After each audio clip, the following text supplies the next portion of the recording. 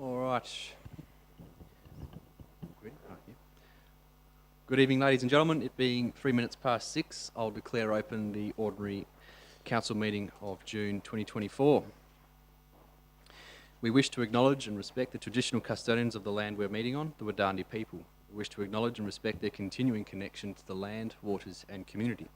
We pay our respects to all members of the Aboriginal communities and their culture, and to elders past and present, their descendants who are with us today and those who will follow in their footsteps. Record of attendance, all councillors are in attendance this evening. A few changes with our usual staffing structure with Director Tanya Gillett moving on to Greener Pastures. We have our usual Director of Community and Corporate in the Acting Director of Infrastructure and Development role, Stephanie Tuckter in our Acting Directorate of Community and Corporate, and Mr Scott Price is our Manager of Development Services, aiding the Acting Director of Infrastructure and Development for the time being. There are responses to previous public questions taken on notice from Mrs Bemrose and Mrs Kearney. They are included in the agenda. We now move to public question time. I have a few on notice here. The first from Teresa Horsfell.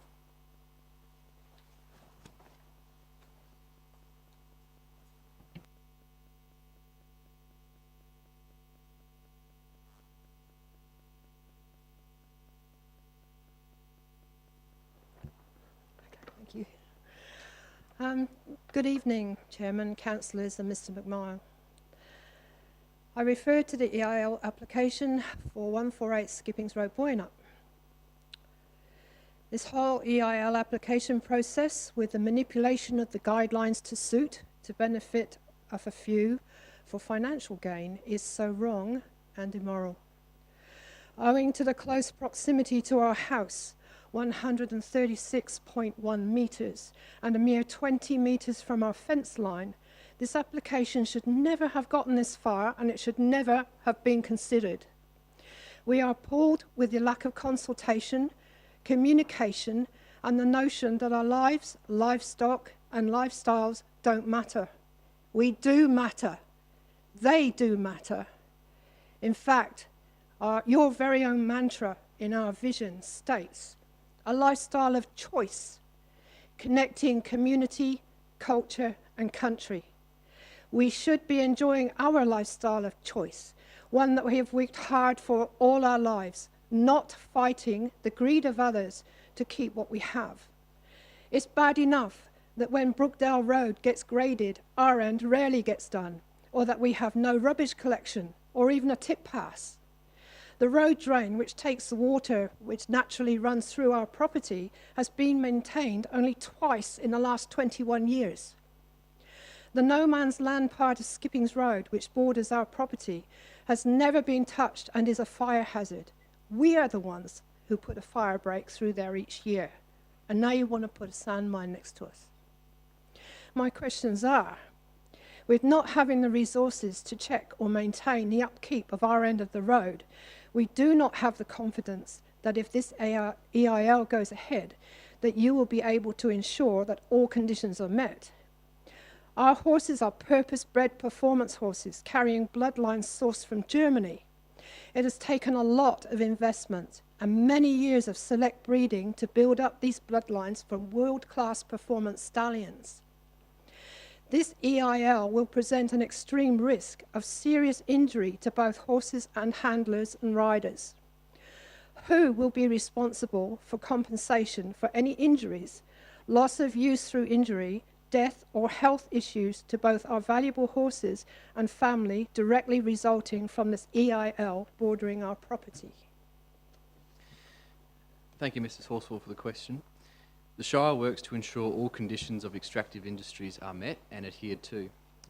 This supported with evidentiary documentation that forms part of the formal application and licence issuance processes. The Shire has dedicated additional resources over the past 2 years to the development and application of an extractive industry policy, as well as ensuring that licence and rehabilitation conditions are met. In relevant cases, the Shire has successfully prosecuted operations where licence conditions were not met. Thank you. Question 2. We are a directly affected third party with many concerns, and there has been little to no consultation with us over this EIL. The only communication we've had is through these OCMs, in which we elect to attend and are only allowed to ask 2 questions each. No one from planning has stepped foot on our property to properly understand the situation we're in or consult with us, yet are complacent with this to go ahead. The independent soil matrix we've been requesting for the past 2 years remains elusive. We have not been advised as to any upcoming JDAP or SAT meetings by anyone, so we can lodge our 3-minute submissions on time. In fact, the last 2 of the meetings have had to be postponed to allow us enough time to be able to lodge a submission at all. You've obviously consulted with the proponents. Why have we been left to source all the information ourselves? Thank you, Mrs. Horsfall. Firstly, I am sorry that you feel that you needed to wait until a council meeting to ask your questions. Council and the administration are able to take your questions at any time, and I'd be happy to arrange a meeting with you at an agreed location to work through any of your outstanding issues. In addition to that, unfortunately, we are seeing more and more extractive industries utilise the voluntary pathway in the JDAP process. This is resulting in less local-based decision-making and locally run consultation. That being said, consultation is a part of the JDAP process, with advertising taking place at the time of development application when it is originally lodged with the local government. The application is submitted to the local government, which we then confirm its suitability for the JDAP pathway. The Shire, as the responsible authority, assesses the application and prepares a report for the relevant JDAP. The Joint Development Assessment Panel are an independent body that provides a planning assessment pathway. The Shire's responsibility post-JDAP approval is only to ensure compliance of the licence conditions. I realise that, but we're not informed of any of the meetings, none of the dates, nothing. We have to source it ourselves, the information. We have to find out everything. We're like mushrooms. We're just kept in the dark about everything. Yep. And it's not good enough. And that's unfortunately the process of JDAP. But you know when the dates are because you have councillors there. Yes. So We do have them available. Why can't we advise, seeing that we're a third party, why can't we be advised of when the dates are so that we have a chance to put a fighting chance to put a submission in so that we can, without having to go to the lengths of having these meetings postponed? We do have the agenda and the dates on our website when those submissions come up, but we can take that on notice to see if we can improve that communications with directly affected neighbours. It needs direct communication because nobody, the average person, does not scour the Shire website every day to see what's coming up. Yep, understood. Sorry, thank you. Thank you. Mr. Bob Horsfall.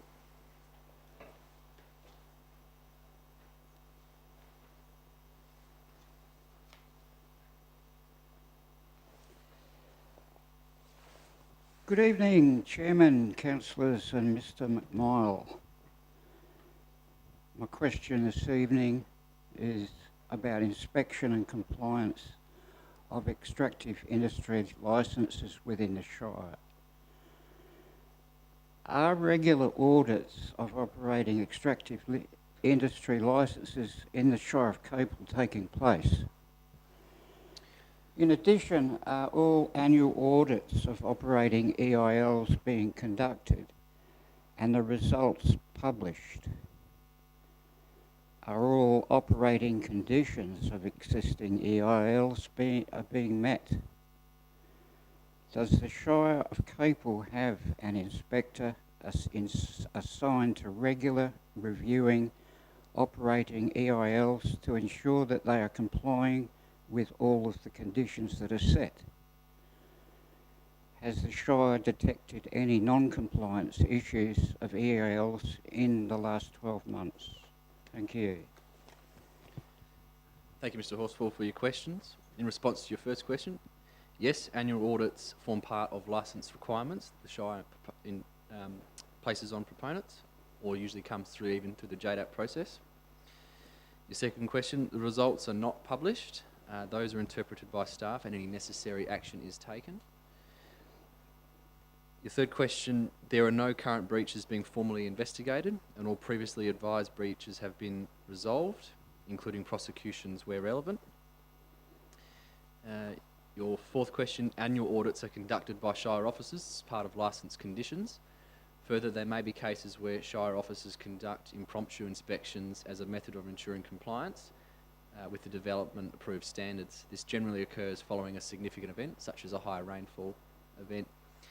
The Shire also actively encourages adjoining landowners to make contact in the event of a concern or where a potential breach may have occurred as part of ensuring accountability within such operations. And for your last questions, the Shire has investigated several potential breaches of extractive industries within the last few years, which has resulted in compliance action. In a relevant case, a recent relevant case, a prosecution was successful. Can this be made public? I believe some commercial and confidence clauses may apply, but I'll take that on notice and see what we can make public. Thank you.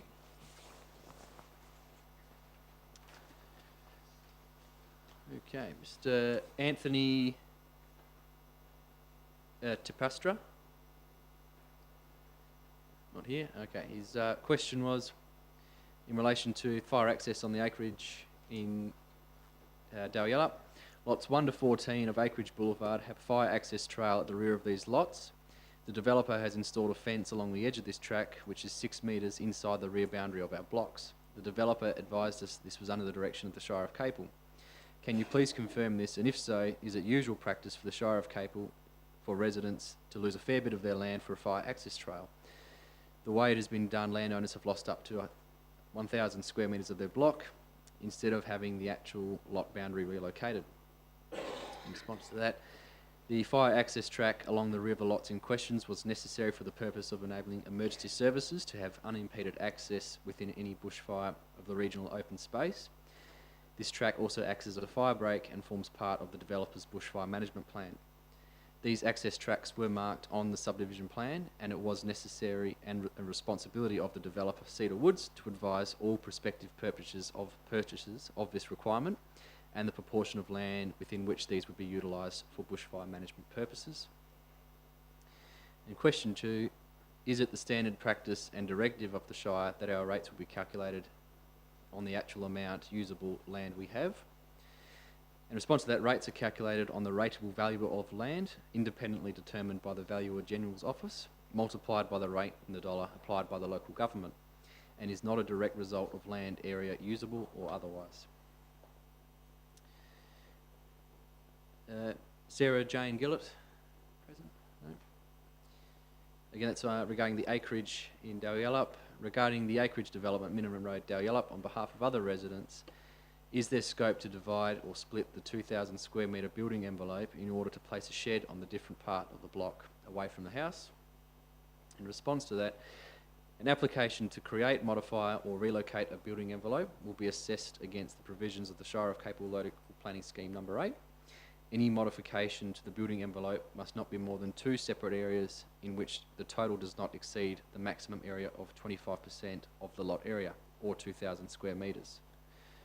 Any modifications must also comply with the minimum setback requirements of the provisions of the scheme and any setback requirements under the approved bushfire management plan.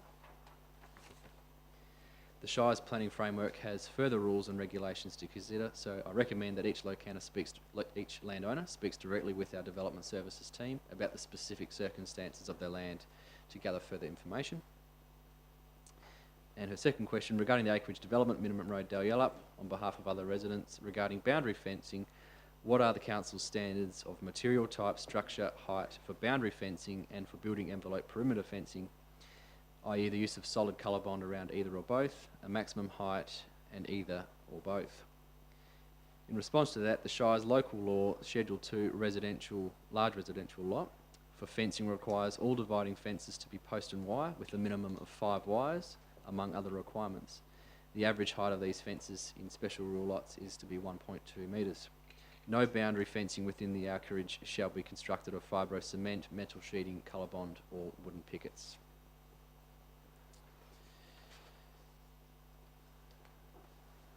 Claire Earle.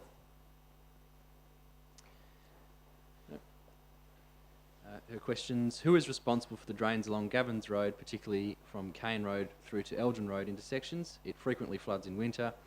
and mostly what the Shire chooses to do is put up water over road sign.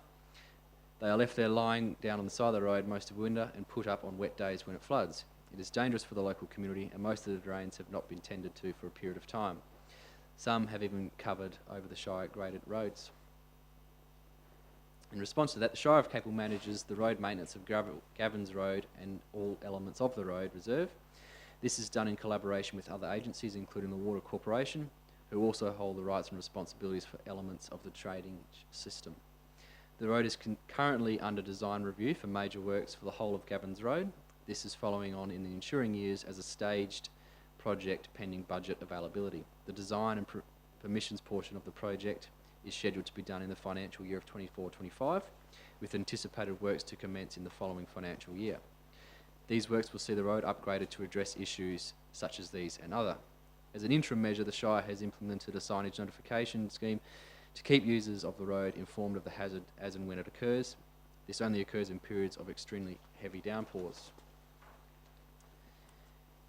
And the second question, when will residents along Gavins Road be entitled to bin collection services? In response to that, the Shire is currently reviewing all aspects of waste management in lieu of the newly adopted 10-year waste management strategy. An implementation plan will be developed over the financial year 24-25, with services to be reviewed as part of this process. For residents seeking an additional collection service, this will be reviewed as part of the service review and in the community consultation process. All right, they're all the questions I have on notice. Is there any questions from the floor? Mr. Hastie?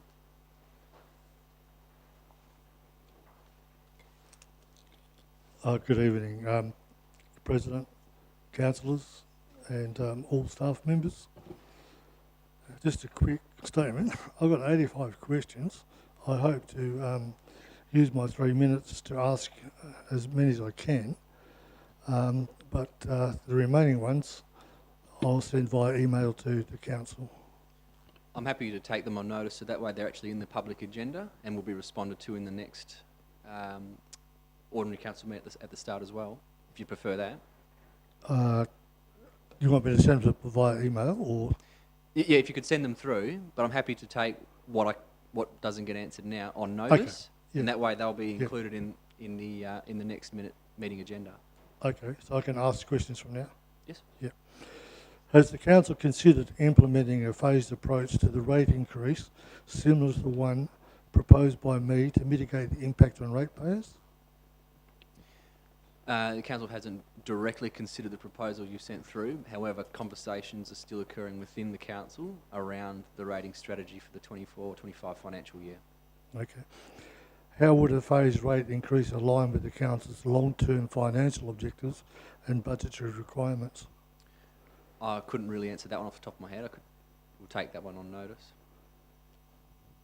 What measures will be put in place to ensure transparency and effective communication with the ratepayers regarding the rationale behind the split increase and its benefits?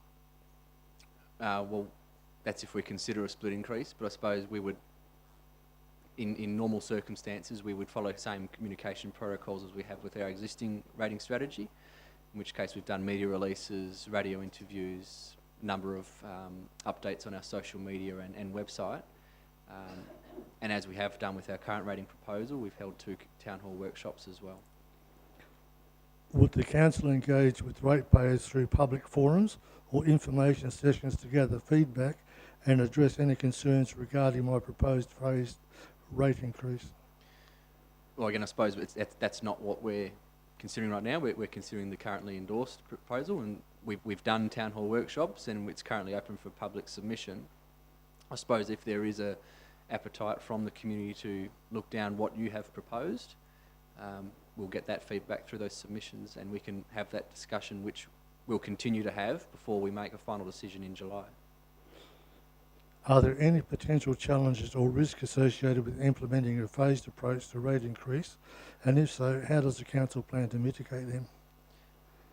Yeah, I'd have to take that one on notice. How does the proposed phased approach compare with strategies considered by the council for managing the rate increase? Again, I'd have to take that on notice. Would the council conduct any financial modelling or projections to assess the impact of my proposed phased approach on revenues and budgetary forecasts? If discussions amongst council wish to look at that, and there's been community commentary around that, then yeah, we would have a look at that if we decided to seriously entertain that proposal, for sure. What mechanisms will be in place to monitor the effectiveness of the phased increase rate and make adjustments if necessary? I suppose we would review what it would look like if we decided to proceed that way. We would look at how that does impact our financial obligations, and then we would monitor that throughout the financial year through our financial statements and our usual finance monitoring methods. Are there any legal or regulatory considerations that need to be taken into account when implementing a phased approach to the rate increase? And if so, how does the council plan to address them? I'd have to take that one on notice.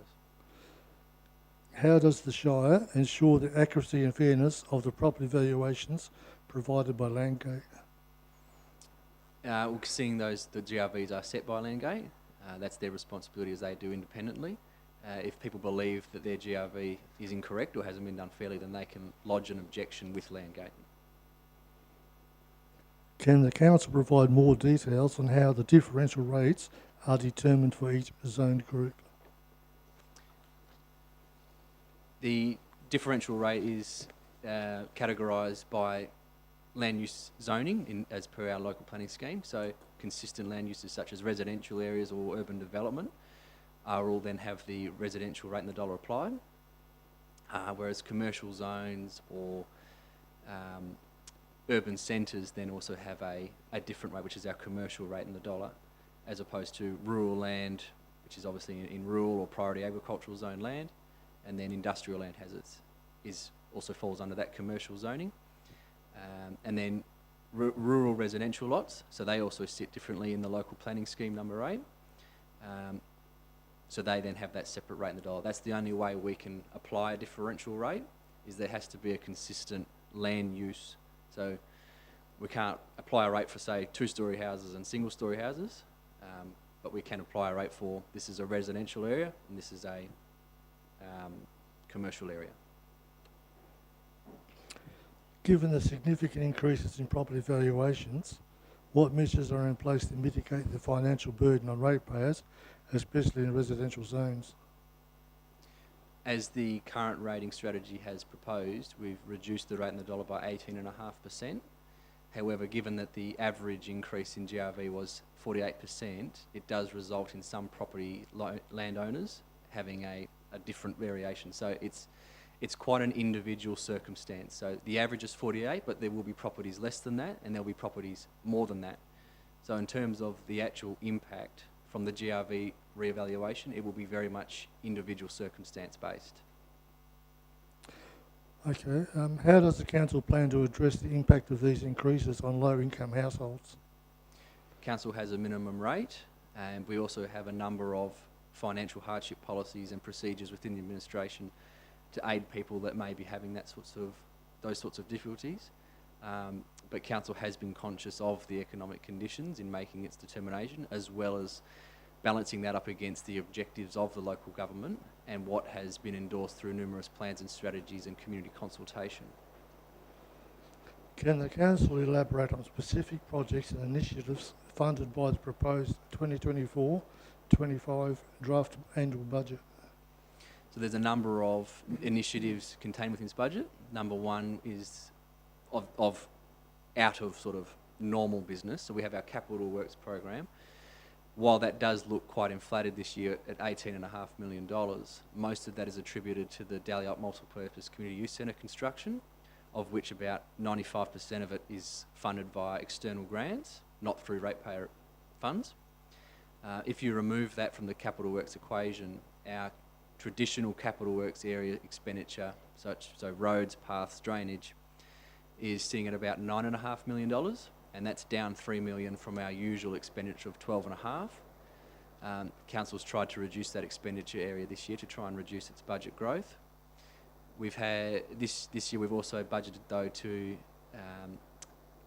purchase and tender for our new ERP, Enterprise Resourcing Tool. That is the program that allows the administration to do the day-to-day basic functions. So recording of any issues raised by residents, tracking tasks through the administration, allocating work. We're currently operating on a system that was developed in the 1980s, and software support for that program is coming to an end in the very near future. So we're trying to get ahead of the end date of that software support and replace it sooner rather than later. However, it does have a considerable price tag attached to it, and that is an item actually up for discussion tonight. But in this financial year, we're allocating $1.75 million towards that project. And other initiatives are also the funding of our workforce plan 2024, which will see the employment of 13 new FTEs to meet the demand and growth that we've seen in the community over the last few years. The Shire of Capel did not employ any new staff members between 2013 and 2021. So there was zero growth in staff there, and that's left the local government in a position where it is, on average, 3.5 FTEs per 1,000 people, staffed less than the next most comparable local government in the southwest. That seriously impacts our ability to deliver the services and demands of the community. And as we see, that does have then real impacts in what we can actually do. So a few years ago, we had the issues in Dalyella where there were a number of parks that the irrigation failed. It was simply because we didn't have the people to keep up the maintenance to those. There's a number of other issues that it is leading to, but we've had that all independently audited and verified by an external agency, and they are showing us that we are 40 FTEs short of optimum, not overstaffing. It's the minimum requirement to deliver the services and the programs that our current budget and what community has been requesting through various strategies is saying. Okay, my 3 minutes is up, but I'll just ask the last question, and I'll give the rest to via email. How does the council prioritise projects within the Capital Works program, and what criteria are used to determine their urgency and importance? So council has an asset management strategy. So in its traditional areas such as roads, we weigh that up against the age of the infrastructure, its condition. So if it's cracked, if it's potholes or whatever it is, we also then get samples of the substructure as well. Funding availability. So some roads are eligible for other funding mechanisms such as the Regional Roads Group, which does fund other certain roads that are of significant importance to the locality and region. We then weigh that up against a matrix that that evaluates all that, and then that shows us what we should be prioritising, also based on the financial resources we can then tie to that program that year. All right, thank you very much for your responses, and I'll send a bit further on that. Our asset management strategy is coming up for review. And we'll certainly be seeking public feedback in that as well. All right. Thank you. Yeah, happy to take the rest of your questions on notice, and we'll make sure they're answered for you. You'll be provided a direct response yourself, but we'll also include those responses in the next meeting agenda, so they're on the public record. Okay. Thank you. Thank you, Mr. Hastie. Are there any further public questions?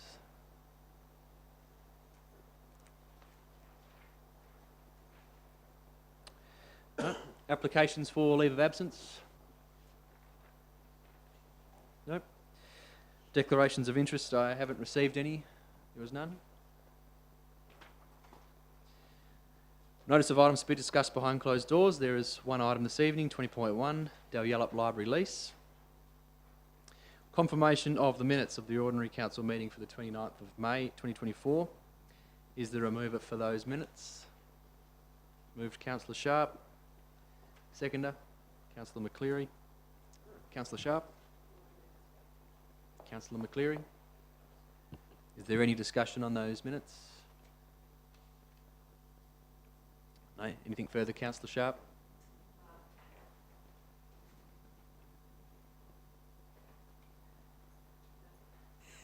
Sorry. No, thank you, Mr. President. No worries. I'll put those minutes to the vote. Those in favour? They're carried unanimously. Announcements by the presiding member. A couple. What was not included in the agenda was a motion from Councillor Ferguson, which is in item 11.1. That will be discussed very shortly, and I'll allow Councillor Ferguson to read that out when we get to it. 14.1, the local planning scheme number 8 developer contribution plan has been withdrawn from this evening's agenda. And 14.2, there's an updated officer's recommendation on the multiple dwelling development in Dalyellup with changes to recommendation 5 and changes to recommendation number 10. Petitions, deputations and presentations. We have first up this evening from Bethany, we have Shane Ogilvie. That's close enough. Close enough? Shocking with last names. CEO in Bethany, and Mr. Ross Underwood, Senior Associate from Planning Solutions.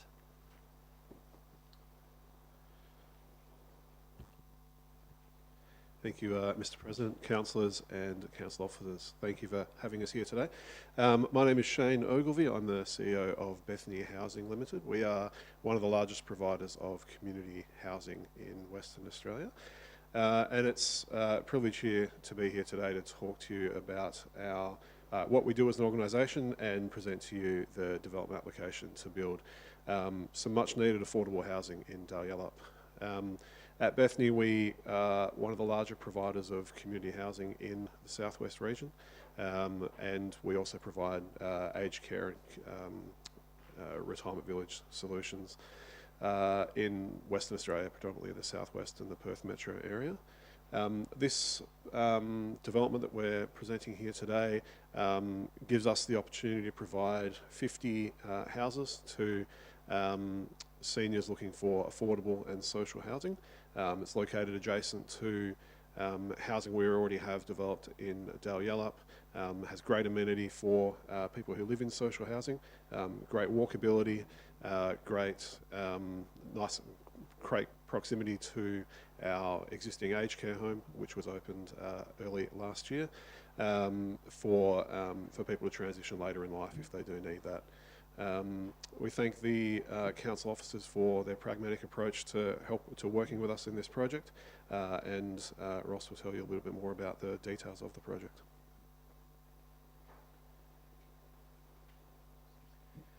Thank you, Shane, and good evening, Shire President, councillors and those in attendance today. I don't have a lot to add to what Shane has already said. We've got a good relationship with the Shire officers and have been working through the matters as the application has progressed. And councillors may be aware that back in March there was through the DAP planning reform, there were changes that allowed applicants to opt to lodge applications directly with local government and bypass the DAP process. And based on the previous relationship and our experience with the Shire of Capel, we made that choice with this application to put it through the council and not to the DAP. And I think that's a testament to the good advice and the working relationship we have with the Shire officers. I did speak to Mr. Scott Price earlier this week, or it might have been last week, and we did have some brief changes to conditions 5 and 10. And just to explain that, they were quite simple matters. One was to allow, in relation to development contributions, that contribution to be made prior to the occupation of the building, rather than upfront with the lodgement of a building permit. So later on in the process, the payment itself is still made, just at a later time where it's more feasible. And condition 10 relates to a dilapidation survey, which is commonly undertaken for roads, so assets in the road reserve. The condition as it was written applied to the 2 properties that Bethany owns, which because Bethany owns, there's no third party interest, so there's no real need for a dilapidation survey of the assets of Bethany's. So with that being said, there's those 2 simple changes. I understand that there's an alternate motion that's been put to council with those changes incorporated. There's a 27-page report, and we'd be delighted to answer any questions that the councillors may have on this item. Thank you. All right. Thank you, Mr. Ogilvie and Mr. Underwood. Is there any questions from council? Councillor Ferguson. Thank you, Mr. Shire President. Look, I must say, open by saying that I'm enormously impressed with the detail and comprehensive nature of your submission, your application, and the work that staff have done to assess it. But I do have an underlying concern about the car parking. And in the documents provided by staff, you've and by yourself, you've nominated that there'll be 15 spaces embedded into the actual structure that we're talking about here, and that there'll be, whereas the requirement for the size and the number of units calls somewhere between 50 and 68, I think it was, but significantly more. Now, you've ameliorated that by saying that you allow access to an existing area of car park that really can provide the needs to accommodate this particular relatively intense development. So my concern is that how can the residents and indeed the Shire be assured that, given that this particular area of spillover is allocated to and assigned to another development application, be assured that that car parking will be available to them in perpetuity? It's a great question. Thank you, Councillor. So the 51 bay car park that's been referred to... Can you speak up a little bit, please? Sorry, my apologies. The 51 bay car park that was mentioned, it was incorporated within the 71 key worker dwelling development that was approved that you've mentioned. Now, what we've proposed is that 51 bay car park is incorporated instead into this application, and there were some plans provided to the Shire officers that showed that. So that provided essentially a direct link for the approval of this development to incorporate those 51 bays. The other thing I would say is that when you look at the site as a whole, and it will continue to be managed by Bethany as an integrated site, there is an overall surplus of car parking on the site. And I'll draw your attention to page 226 of the agenda report. It contains a table down the bottom, which does that calculation of the existing developments, or all the developments on the site, and the car parking provided for it. And there is an overall surplus of 56 car parking bays, counting everything up on that site.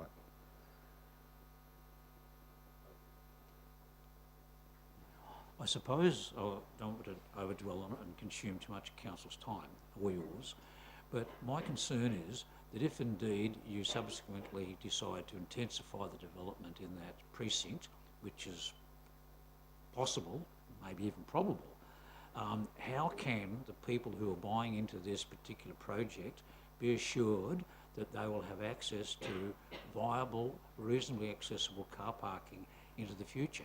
I would say in perpetuity, subject to their title limitations. Now, Council, and I think yourselves have argued, that this isn't a critical issue because a lot of these people will be encouraged not to have cars. But under Section 70A, people as young as 55, what in this room, can apply to live in this particular complex, and one of the things that provides them for a quality of life into the future, and I appreciate you're providing this amenity, is their freedom of transport, their actual ability to be mobile. So I'm concerned that we get into the future, Dalyalup expands exponentially, and the intensification of traffic and parking, whatever, that these particular residents will have some assurance that they will have access to this car parking allocation into the future. Yep, great. And it's certainly a pertinent question. The simple answer is that there's a separate process at the time of purchase and through the creation of titles, if the building is strata titled, to assign and allocate car parking for the development, so that anyone who does purchase or enter into an agreement with Bethany to move into this building will have a clear understanding about what their entitlements are with regard to car parking. Is that limited to the 15? So if you, No. there's a lucky 15, or is that available, is that extension of entitlement, shall we say, given on your title, extended into this supplementary area you're referring to? Yes, the 51 bays to the northeast, they are included within the proposal. So yes.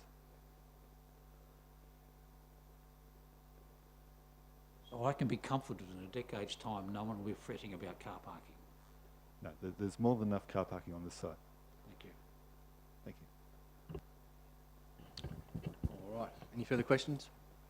The Deputy President. Yes, thank you. Just regarding the developer contribution and noting that Bethany initially requested or did request the 50% discount of the developer contribution given that it was accommodation for aged persons, but noted the potential for some affordable housing provisions as a secondary option. And I understand that the Shire officers have advised Bethany that it would not be suitable if that discount was given for the secondary option to progress in the future.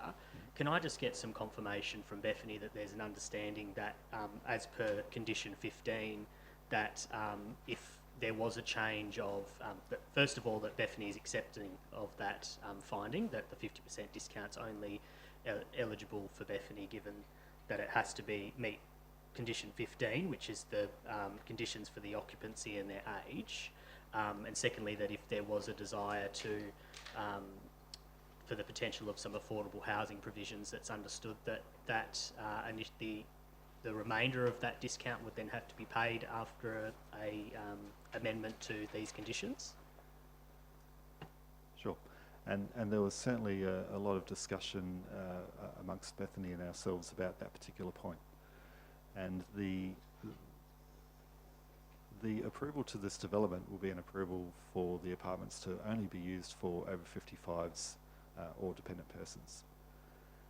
Any proposal to remove that restriction and to create a development that could be open to persons of any age and ability would require an application to be made to the Shire to amend the approval or something of that nature. And the Shire would then be within its rights, if it chose to approve that development, to seek the additional development contributions. All right. Any further questions? Councillor Terrantroy. I just have one because it's such a large development. With the frequency of bin collections in the screened area, how often are you looking at having the bins emptied and cleaned? Yeah, great. There was a waste management plan provided with the application. There's also a condition proposed that requires that waste management plan effectively to be provided again, and that will provide the Shire with certainty on the estimated frequency of collection. It does come down to the size of the bins and the size of the bin storage area. And generally for something like this, it might be once or twice a week, and it'll be often it's done through private contractors. Thank you. All right. Anything further? Thank you, gentlemen. Thank you for your time. Mr. Michael Pepper on item 11.1, Peppermint Grove Beach traffic.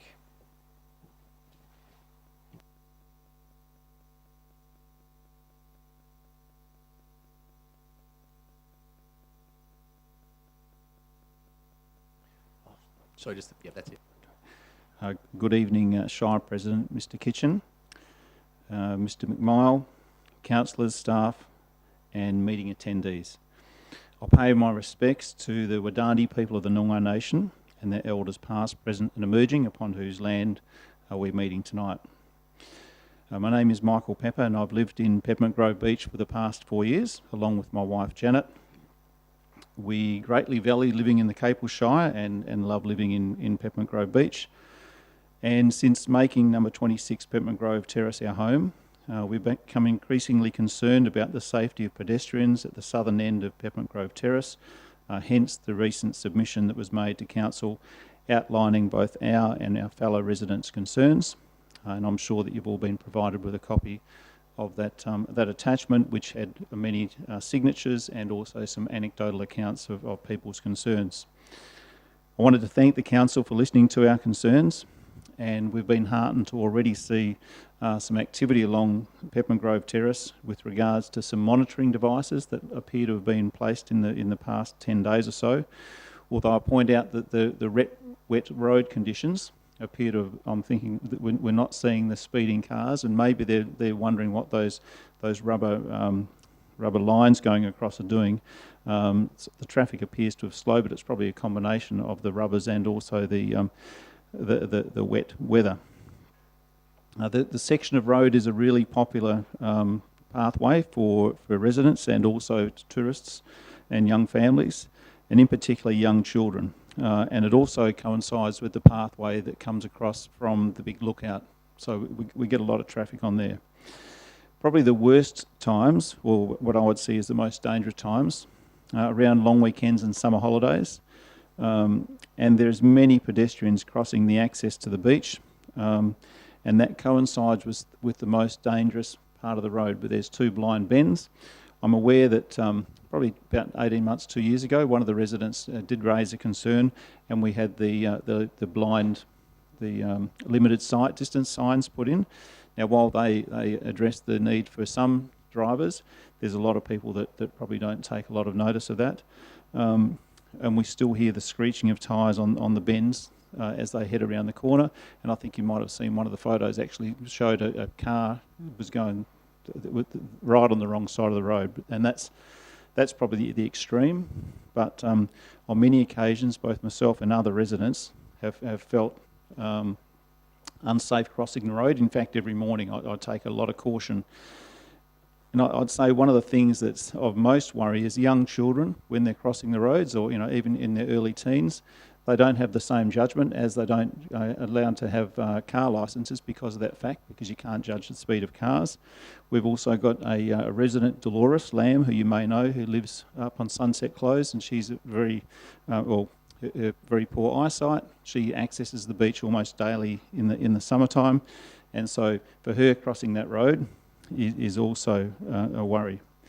I'm aware that there's been submissions made in the past, and up to this date, we believe we still need more mitigating installations on the road to reduce the speed of the traffic. And I think signage is probably not the only way or the only thing that we're going to be able to do to do that. I think we need more, something along the lines of the speed bumps. I know that speed bumps probably aren't the most popular, especially for the people who live opposite the speed bumps, but having spoken to every resident along that area, they all endorse the submission, and I think that the gains and the safety far outweighs the risk of having a terrible accident or even a death of a person crossing that road. And I think it could only be a matter of time with the popularity of the beach and the numbers of people that are using the access before something like that happens. So I just wanted to say thank you very much for having me along this evening to put forward the submission, something I'm probably pretty passionate about. I've got a 2.5-year-old granddaughter who I know is going to be just getting older and wanting to go to the beach. We've actually installed a fence out the front of our place, limestone fence, and I've put a gate to the southern end of it just to give when the kids, if they do cross the road, just to give them that extra 20 metres or so for a car to slow down, because at the moment, we're very concerned. Pardon me, very concerned. So we'd appreciate your support. Is there any questions? Any questions? Thank you, Mr. Pepper. Thank you.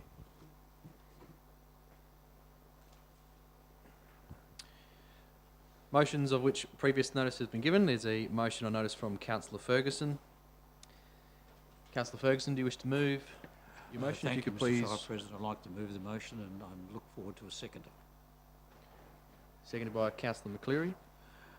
The motion, Mr. President, and for our guests and public listening, is the CEO to investigate the matter via traffic data and review of road layout design for the southern end of Peppermint Grove Terrace, Peppermint Grove Beach, reporting to Council on the information gathered and any relevant recommendation to achieve an acceptable safety outcome for residents and the community as a matter of priority. Any recommendation action adopted by Council to be considered at the next available budget process, being the mid-year budget review. Reasons and authority. Mr. M. Pepper of number 26 Peppermint Grove Terrace, on behalf of a number of local residents, has submitted a well-documented request for traffic calming measures to be introduced in this area to prevent excessive speed on blind corners and reduce the apparent hazard.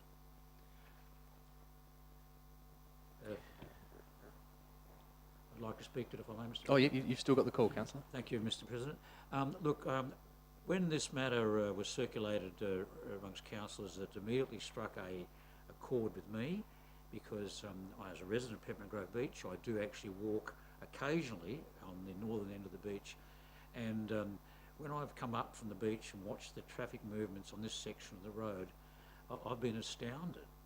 I mean, and I know Mr. Pepper has referred to holiday traffic and what have you, but I've got to tell you, the traffic when I normally walk my dogs between, say, 4:30 and 6 o'clock in the evening is astonishing. And what it is there's for those of you who aren't familiar with it, there's Peppermint Grove Terrace runs for about 1 kilometre or so north, and the small side streets feed off that.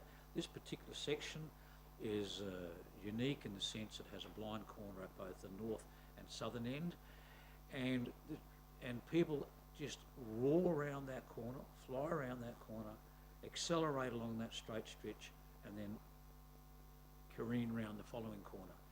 And any sensible measure we can do to reduce that hazard, and I know I'm probably speaking a little bit out of turn, but it's not necessarily holidaymakers or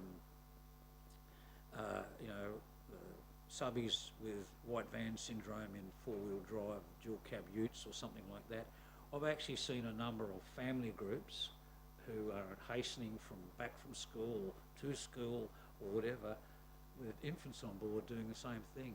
And I think this is a well-founded recommendation coming from the community, and I'm very happy to support it and hope that it achieves the attention it deserves. Thank you. Councillor McCleary. Thank you, Mr. President. Thank you, Councillor Ferguson. Look, I've seen all the emails on this, and the addressing of that. Public safety is fairly important. Jumping to solutions is something that we need to not do. We need to look at the whole situation and come back with a well-engineered solution that improves safety. I recall speed humps being put not too far away from where I live in Dowyalup, and they create their own issues when they're installed, and people start complaining about the noises of the cars bouncing over it, especially when you're right up close to it. I'm not sure if the same thing will apply at Peppermint Grove, so they're the things that we need to watch it. I appreciate the staff taking their time to go out and put some traffic counters and such. There's also a long process to go once we work out some sort of solution. It's got to go past the main roads to get endorsement with anything on the road, and especially dealing with speed limits as such. I'm looking forward to something coming back to council and included in a future budget. In the meantime, there's probably some things that we might be able to do as far as the traffic counts, maybe even sort of a speed awareness signalling thing. I'm not sure if we purchased one last year, but we can hire those, I suppose, something similar to what's out on the bypass situation there. So yeah, look, it's a worthy motion, and I endorse it. Are there any other speakers on that item? Councillor Sharp? Yes, thank you. I'd like to thank Mr. Pepper for coming in and giving a presentation, and also for the emails that we've received with other residents' comments about the safety. Only recently I went down to Peppermint Grove Beach, and I remember coming down there many, many years ago when I first moved into the area, and I took my dad on a little journey down there to show him the tulip forest, and then obviously meandered over there, and I was absolutely mind blown by how much development has happened. It's like a suburb of Perth. It's just amazing. I think seeing the homes there, the families that have moved there, the lifestyle that you have, including the tourists that come to stay there in the Airbnbs. I think it's only wise that we really consider a way to mitigate the situation with the traffic. Even while I was there, driving very slowly, I might add, there were vehicles travelling quite fast along that road, so I could certainly see at various times of the day it would be an issue. And I think public safety, family safety is so important. And I definitely concur with what 11.1 has been presented. And I really hope that with all of the solutions that could come about from the investigations currently underway, we can come to a really suitable arrangement to maintain public safety in your region. Thank you. Are there any other speakers? Councillor Tarrantroy. Look, I just wanted to agree with all councillors who've spoken tonight on this and thank Councillor Ferguson for moving this motion. Through you, Doug, I'd also like to thank Michael Pepper for his deputisation today and his email.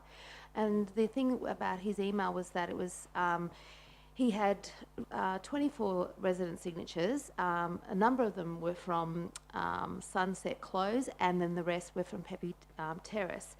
And I think that traffic calming and wanting to get a safer environment for the residents of that area is a high priority of the Shire and the council.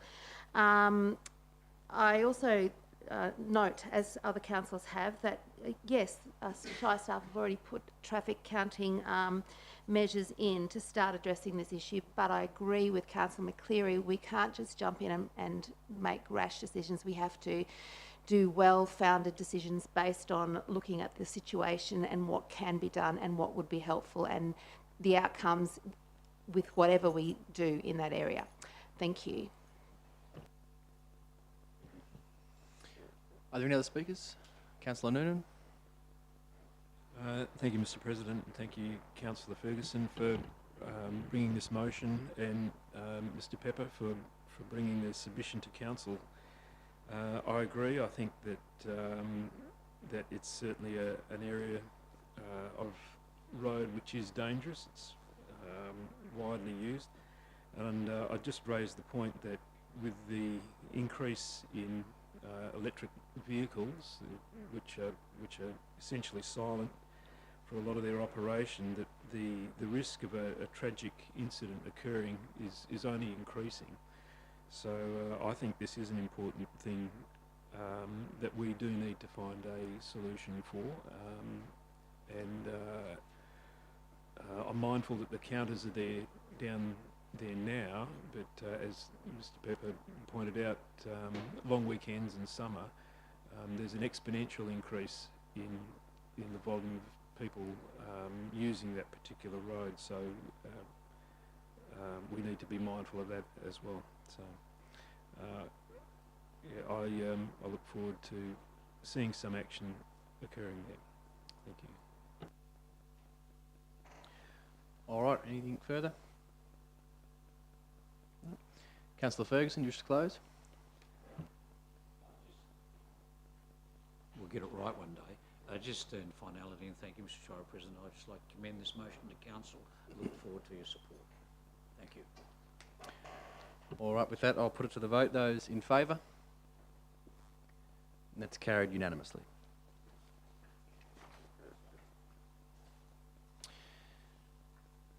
All right, there are no questions of which previous notice has been given. We now move to Section 13, Chief Executive Officer Reports. 13.1, Policy Review, Attendance at Events. Moved Councillor Tarrantroy. I'd like to move with amendment. Yes. Yes, so first of all on page 28 on Docs on Tap, point number 7, to insert after the word is on the first dash. Point number 7, first dash, where an elected member is invited, approval from the Shire President is insert not required.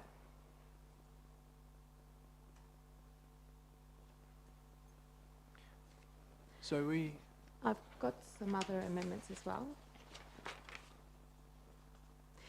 So on page 28, the second one, and point number 7, the last paragraph,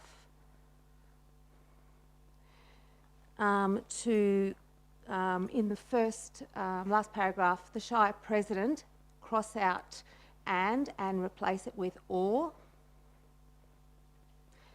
Deputy Shire President are authorised to attend the WA Local Government Association Annual General Meeting and Conference, and then cross out any additional attendance is to be referred to Council for approval, and replace it with, after the comma, in addition, 3, I've written it with words and numerals in brackets, or more councillors may attend by a decision of council.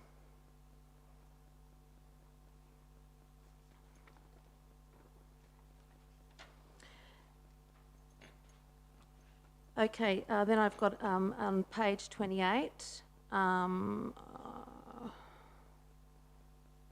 down, looking from the first, from the decisions to attend events, to cross out after the word council on the second line. This is still section 8. Actually, it's section 8, it is. Approval of attendance. So, and we're looking at the top of the page, it says decisions to attend events in accordance with this policy will be made by simple majority of the council. And I just wanted it crossed out from or by the Shire President, Deputy President, or the Chief Executive Officer in accordance with the compliance of this policy crossed out. And then the first 2 dot points crossed out as well. So that's the events for the Shire President will be approved by the Deputy President, and events for the councillors will be approved by the Shire President, crossed out.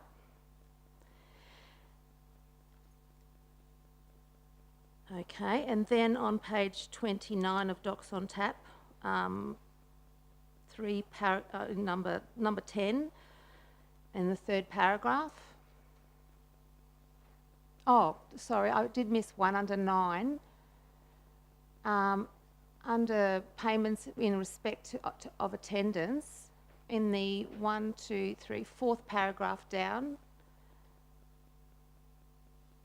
to cross out the last words after representative. So getting rid of unless expressly authorised by council. So then it will read, where partners of an authorised local government representative attend an event, any tickets for that person, if paid for by the local government, must be reimbursed by the representative. And just getting rid of the unless expressly authorised by the council.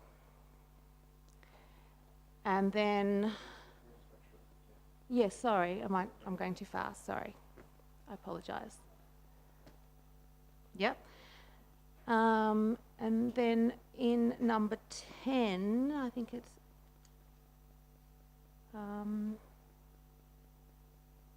actually, I think that's it. That was number 9, not 10. I think that's it. Yes, thank you.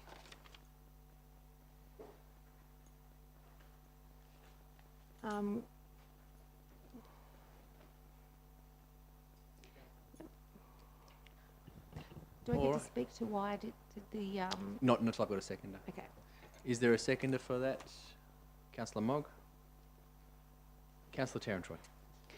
Well, basically, thank you for your indulgence. The reason I've done this is because I've always been an advocate for opportunities for councillors to do professional development and networking. And I feel that if the President is attending a conference or a meeting, there's no need for the Deputy to attend as well, especially if other councillors or all councillors would benefit from attending as well. So that's why I've opened it up, so that either or, the President or the Deputy, and 3 or more councillors attending.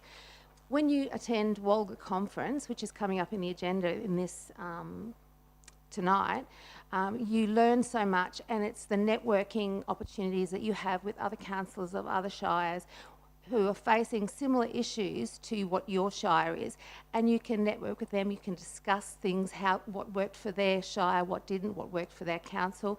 And I think it's a valuable professional learning opportunity for councillors, which is not taken into consideration. And I think that by opening this policy up, it removes it to just the privileged few and opens it up to all councillors, if that's what the decision of council makes, because it still has to come to council for that, for the approval of who attends the conferences and parties. Also, I think it's for free events. I don't believe as adults we should have to ask permission to attend as councillors of our president or of the CEO or of the deputy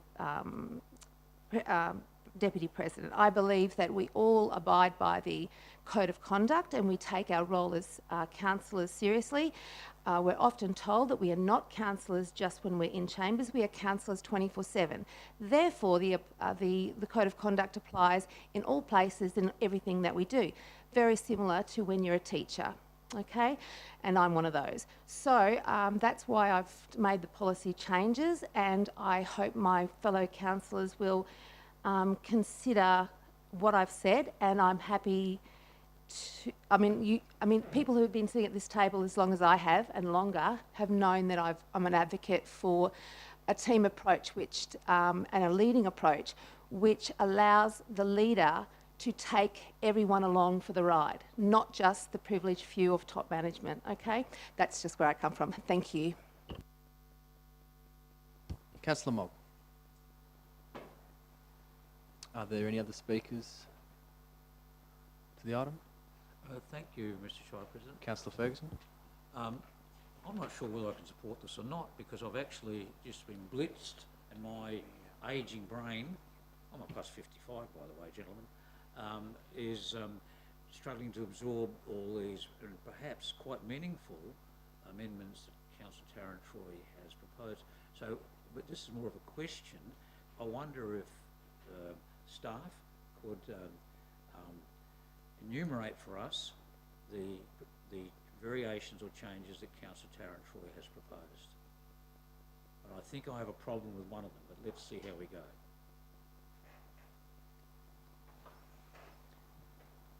Are there any speakers to the item? Hang on, can we clarify what they are? Oh, sorry, I didn't realise I had a question. I was stuck over there. You're clarifying the amendment, sorry. So, the first one was in the pre-approved events.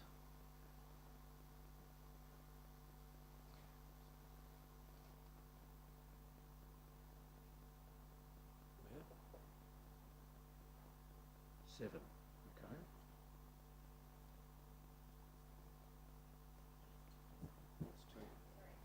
Yeah. 6. Just hang on.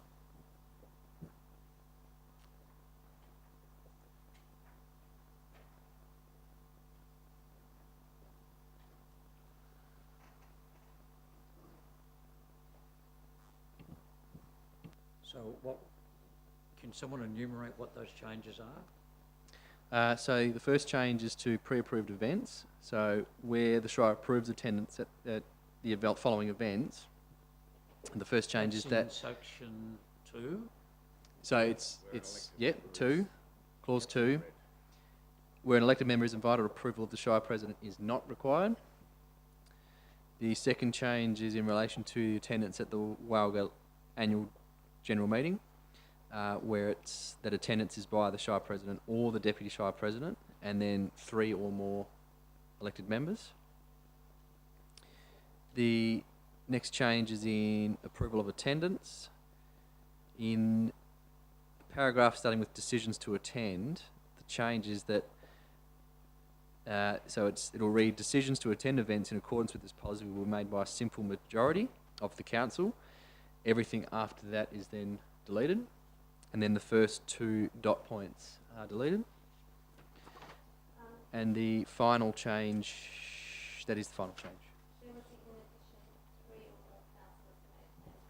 Yeah, I've already stated that, Councillor. Mr. President, could I Hang on, I've got... Councillor Ferguson's got the call. a procedural motion? Question. Have you finished your questions? Look, no, I haven't finished yet. But Yeah. the last point, Councillor please. Ferguson's still at the call. You want to- Sorry? The last point, that was in section 8, I believe. Um,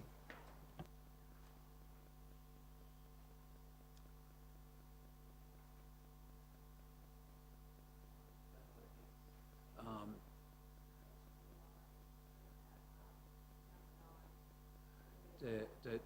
okay, that's the one I think got the problem with. Where a partner of an authorised local government representative attend an event, any ticket for that person, if paid for by local government, must be reimbursed by the representative unless expressly authorised by council.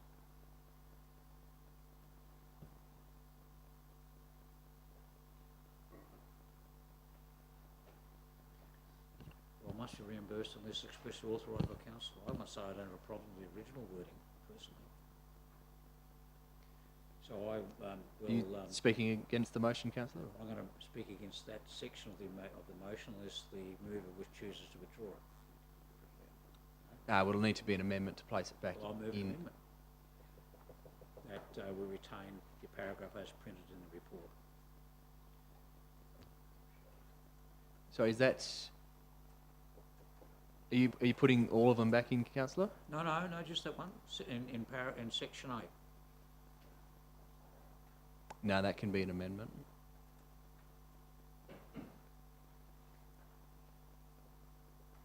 Pardon?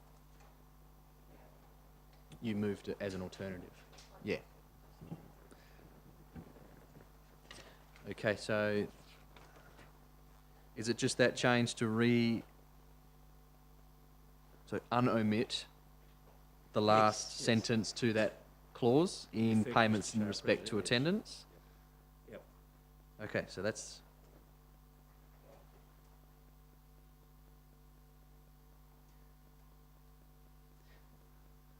Okay, we'll just get that on the board first before I go any further.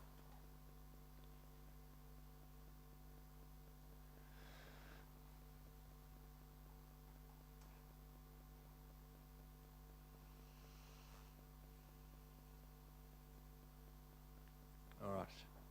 Is that the amendment you're seeking to make, Councillor? Beg your pardon? Is that the amendment you're seeking to make, Councillor? Yes. Okay, is there a seconder for that amendment? Councillor McCleary? I think Councillor Tarrant was seconding it.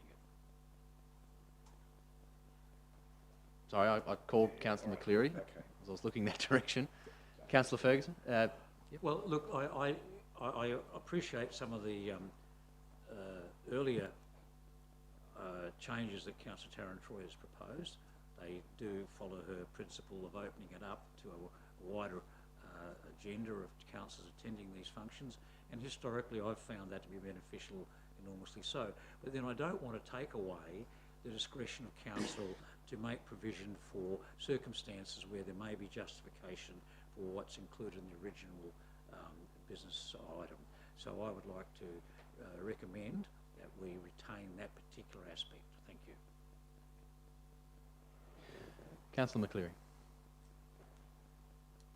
Thank you, Mr. President. Yeah, look, I totally agree with Councillor Ferguson, the change that he's made, and I mostly endorse what Councillor Tarantori has done. Other question I have, each of these things are set to a budget, and we have a budget limit, so I'm suspecting that as these items will come to council, then we can review it at the time as they come in, because it's becoming a decision that way. And I think that's one of the more important things is financial responsibility, not to blow budgets on going off to things. Yeah, look, I don't have a problem with this motion as it sits now. Are there any speakers against the amendment? Procedural motion. Councillor Noonan, procedural motion. Under 12.1E of the standing orders, that the motion lie on the table until the next ordinary council meeting to give us time to sort of to work through the implications, both practical and financial, of the alternative motion as it's been moved and the amendment.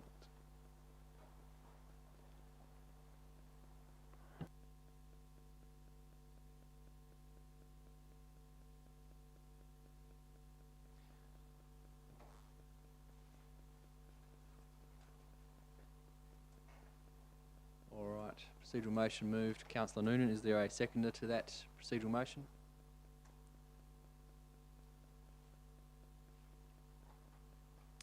No seconder? The procedural motion lapses for want of a seconder. Now return to the amendment. Is there any speakers for or against the amendment?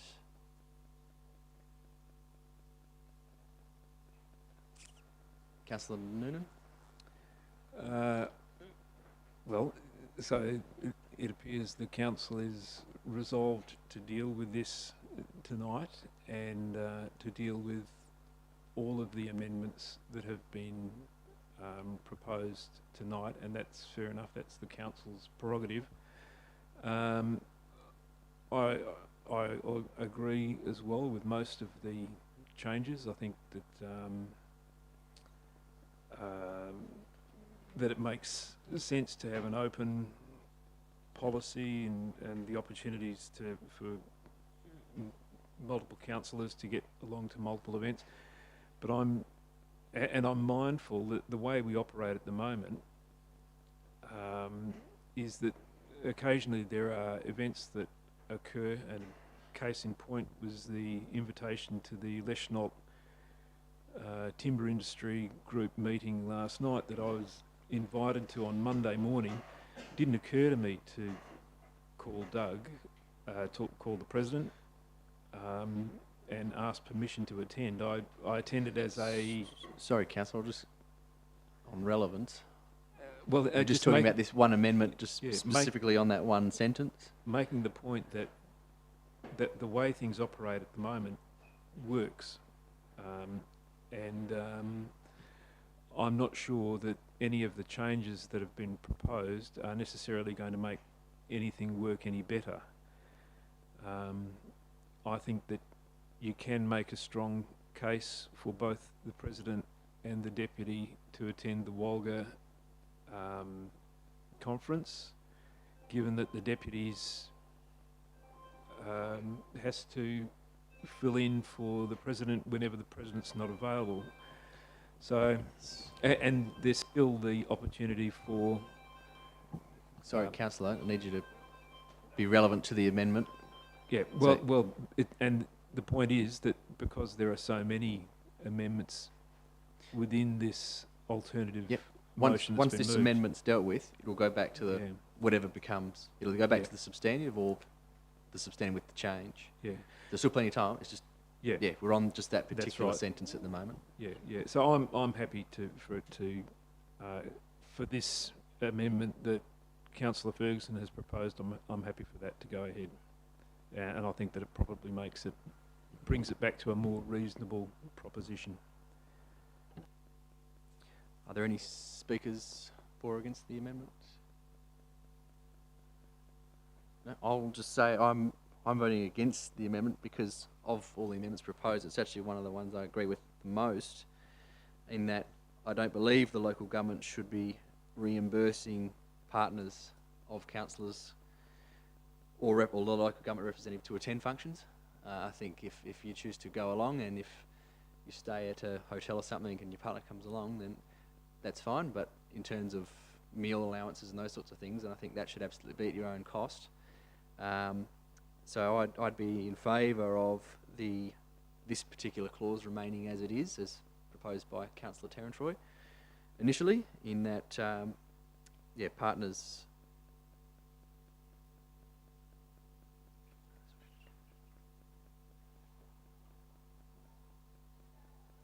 Sorry, hang on, I'm just rereading it now.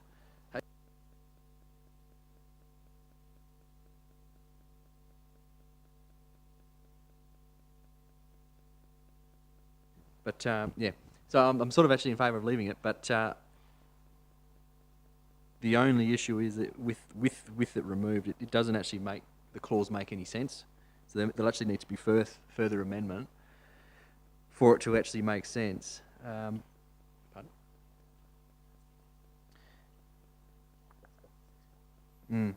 Yeah, that's the thing. It puts it back in, but I'm thinking of.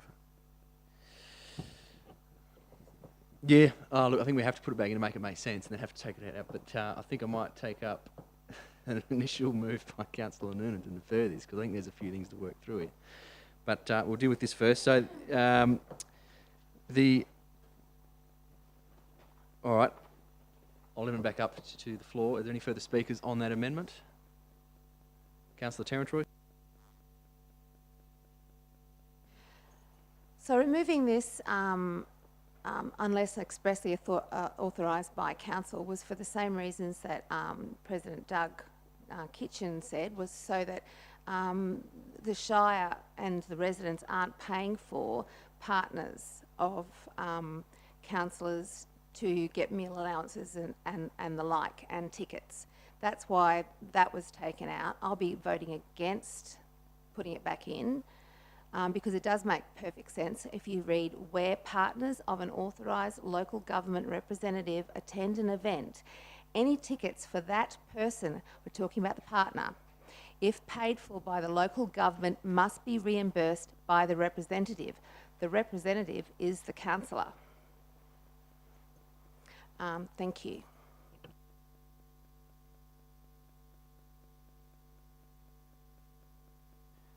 All right, are there any further speakers on the amendment?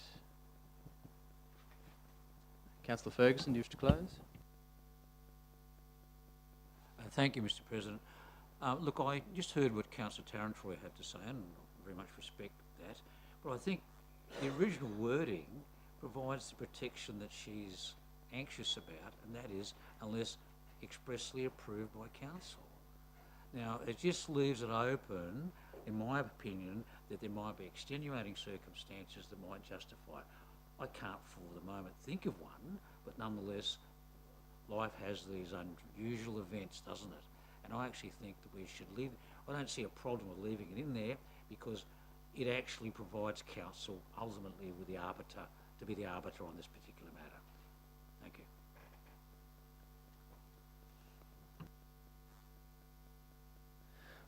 I'll put the amendment to the vote. Those in favour? And those against? And that amendment is lost 7-2. So we return to the substantive. Are there any speakers to the item? The Deputy President. Thank you, Mr. President. I'm going to begin by foreshadowing the original motion, because we need to have a process for if this motion fails or the alternative motion fails. So I will foreshadow the original officer's recommendation that is in the agenda. I don't want to discuss much Walga, because obviously in the position that I'm in as Deputy Shire President, that is a discussion around my attendance through this policy. Now, of course, I've attended a couple in my 9 years on council, but also one thing that I have only done a couple of times on my 9 years on council is ever submit a travel reimbursement form. Done it twice. One was for my very first training session, and the second was for Walga conference when I drove my car up in, would have been 2017. And the reason I mention that is because this policy is actually the mechanism for identifying authorised representatives to attend events, which is a requirement under our travel reimbursement policy. Now, I come from a mindset that we are somewhat paid volunteers, so I don't necessarily agree with the idea of travel reimbursements, and there is a travel reimbursement policy. But part of that is about identifying authorised people to attend events. Now, we have never, in my knowledge, ever refused a councillor to attend an event that they wish to attend. Quite simple. The difference is that if they're not an authorised person to attend, they can't be making travel. They can't be making travel claims, is my understanding, and that's actually something I quite like. I think that should be the case. As someone who doesn't make travel travel claims, I think that should be the case. I do tend to agree, though, on the purpose of spouses in attending events, and but I do also recognise that to some degree that the amendment that was just passed, which I didn't vote for, obviously does also address in foreshadowing this motion that it would have to be a decision of council. But I do tend to think in line with Councillor Terran-Troy on that matter. But yeah, I think quite practically, if we gut this policy in the way that is being done, particularly around the authorisations of people to attend events, that will leave us open in a very tricky and grey area in regards to some of our other policies. So I won't be supporting the motion or the substantive motion, but I will be foreshadowing the original officer's recommendation if councillors, if this motion fails to pass. Are there any other speakers to the item?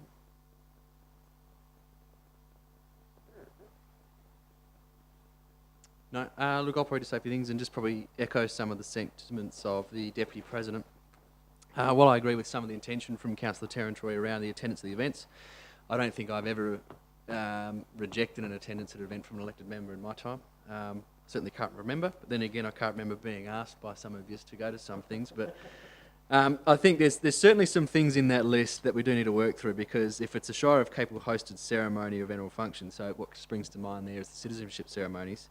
If they're hosted by us, I don't think they need my permission for councillors to go along. I think if it's a Shire event and you're a Shire of Capel representative, you go whether the Shire President, Chief Executive Officer, Deputy President, or whoever doesn't like you or whatever, you go.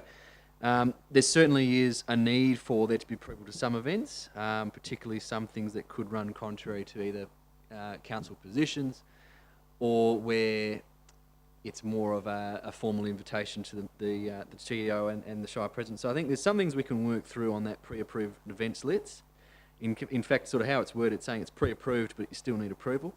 I think we can tweak that one a little bit.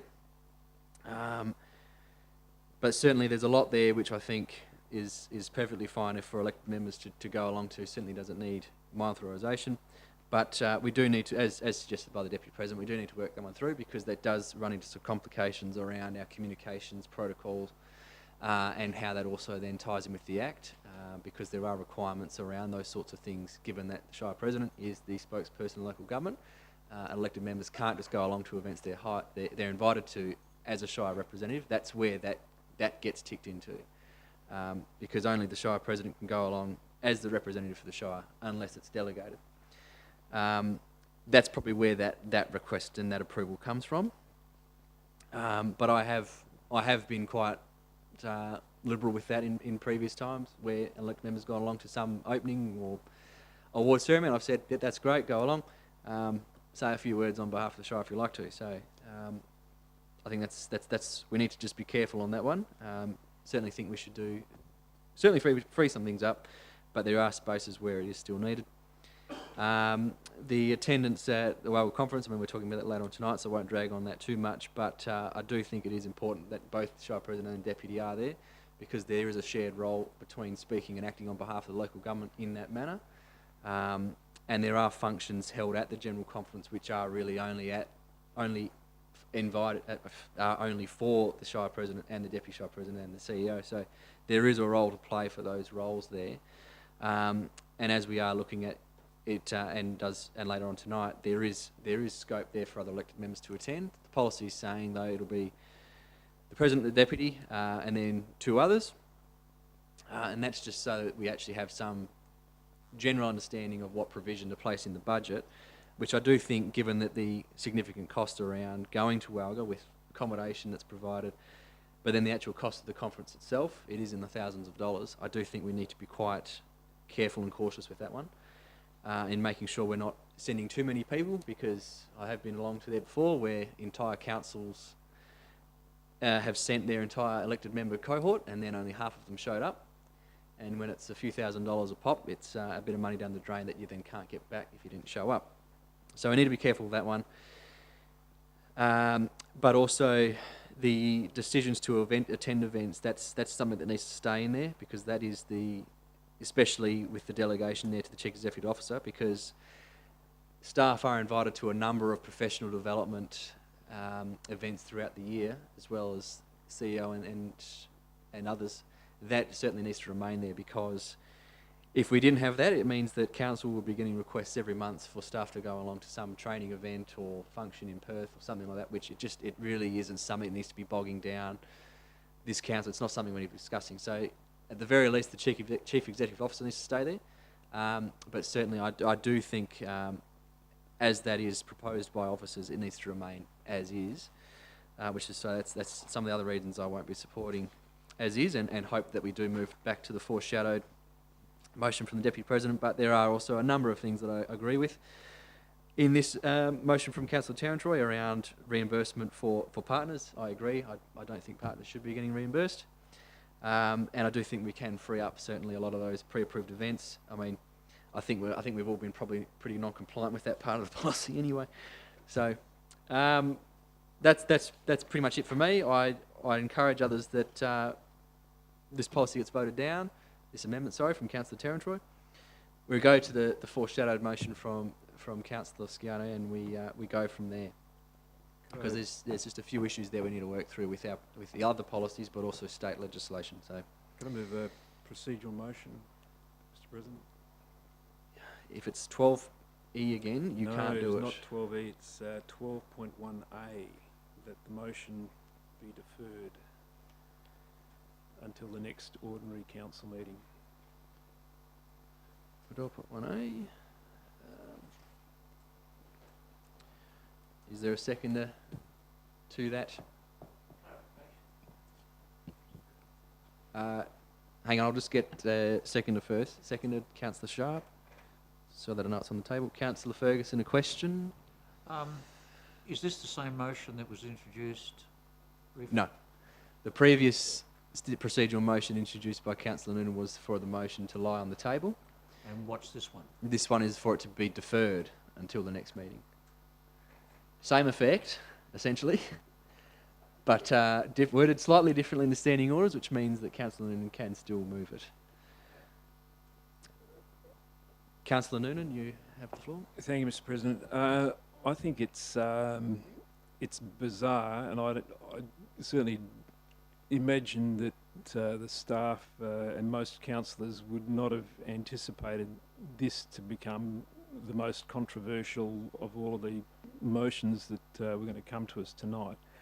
I think it's and the problem that the motion has created, or the problem that we're having with it, is because there are so many different amendments that have been proposed in the alternative motion, and if we go back to the original motion, there are still, all of those issues are still there, and I think it would make more sense for us to just postpone this for 1 month, to give us time to take it to a workshop and to work out what is a fair and reasonable thing. I don't think that the general public, particularly those people in the gallery here and those people perhaps watching on the live stream, should be subjected to this torturous debate that we're having, where where it's quite clear that there are good ideas and good suggestions, but I think that we should do that, take it away and clean it up, and come back with something that that we know has got a reasonable prospect of passing with a bit more unanimity. Thank you. All right, with that, I'll put the procedural motion to defer the matter until the next ordinary meeting of the council to the vote. Those in favour? Those against? And that's carried 5-4. The matter is deferred until the July ordinary meeting of the council. We now move to item 13.2, policy review, temporary employment or appointment of the CEO. Is there a mover for that recommendation? Councillor Ferguson. Seconder. Deputy President. Councillor Ferguson. Thank you, Mr. President. I'd like to move it as printed. The Deputy President. No, thank you, Mr. President. This is a very minor amendment. Are there any other speakers for or against the policy? Councillor Ferguson, anything further? No, the motion, the item speaks for itself. Thank you, Mr. President. I'll put that to the vote. Those in favour? That's carried unanimously. 13.3 Walga Local Government Convention 2024 and Annual General Meeting. Now I need to get this on the table and then we'll suspend standing orders to do a vote for the positions, to other positions to attend. Is there a mover for the item? Councillor Moe. The moved by the Deputy President. Seconder, Councillor Moe. The Deputy President. As mover, can I move to suspend standing orders to 10.1? So moved by Councillor Sciano to suspend standing order 10.1. I'll second that. All those in favour? That's carried unanimous.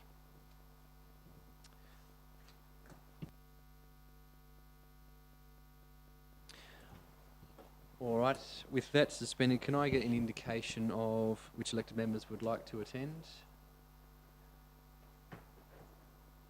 Just keep your hand up, I'm working around the room. Sure.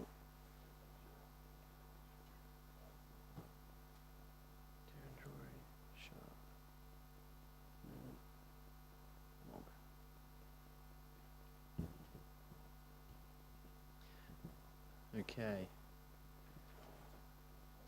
We need to go to a ballot for those.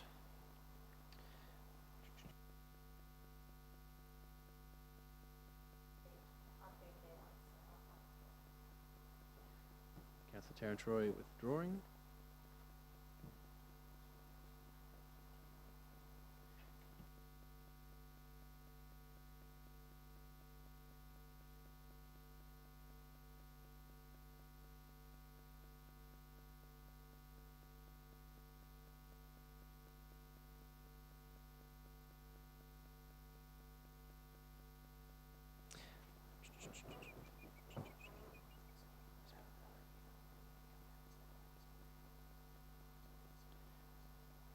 Yes, but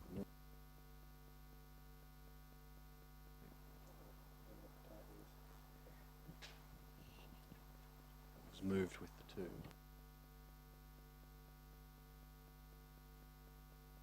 Alright, it will be just a simple first past the post preference. What I will do is adjourn the meeting for 4 minutes. To undertake the process, will ask elected members to remain in their seats though, for the duration of the thing. We're 20 minutes away from when I usually adjourn for anyway, so we'll wait for that one.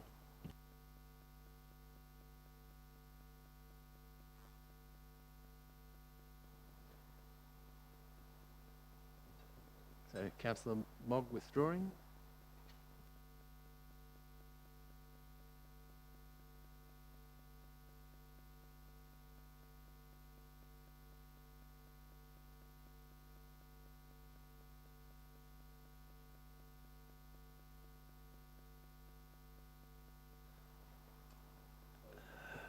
I don't know if I can allow for that. Well, I've adjourned the meeting for 4 minutes just while we undertake this, so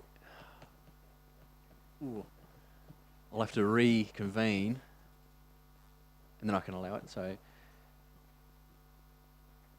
yeah. Well, I'll reconvene the meeting then, everyone in attendance. If the candidates, Ferguson, Sharp or Noonan, wish to speak for 30 seconds at most on why they wish to attend, then they may. There's no requirement to. Do any of the nominees wish to speak? Councillor Noonan.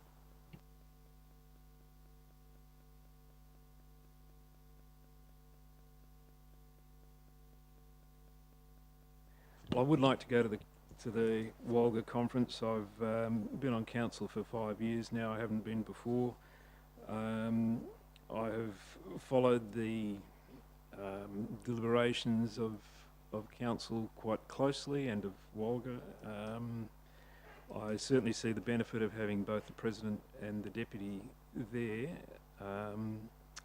and I'd like to have that opportunity to extend my experience and education in how council operates, and hopefully become a better councillor as a result. Do any other two candidates wish to speak? Can't refuse the opportunity, Mr. President. Look, I would like to share Councillor Noonan's sentiments. Basically, I don't have his long service in this council, but I have been on other councils, and I've found the attendance of these types of conferences to be enormously beneficial. They give you a broader perspective of the local government scenario in general, and I would like to appreciate the opportunity to attend.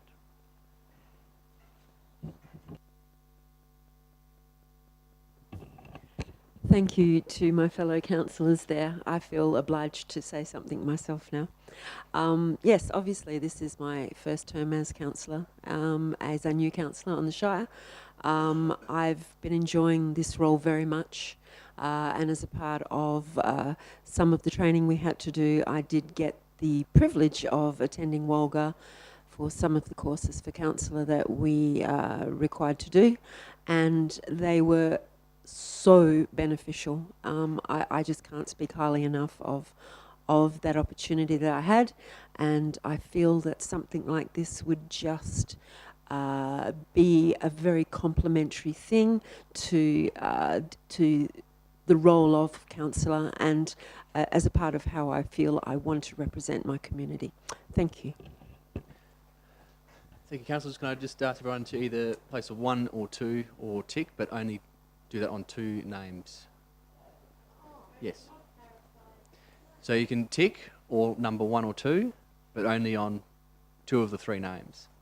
So it's not preferential, it's just first past the post voting. Yeah, just do 2 ticks.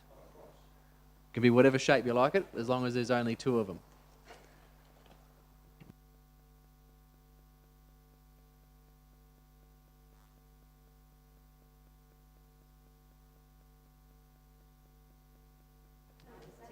No, they'll just fill in. Yeah. There'll need to be an amendment to the moved motion to place those names in those blank spots. So.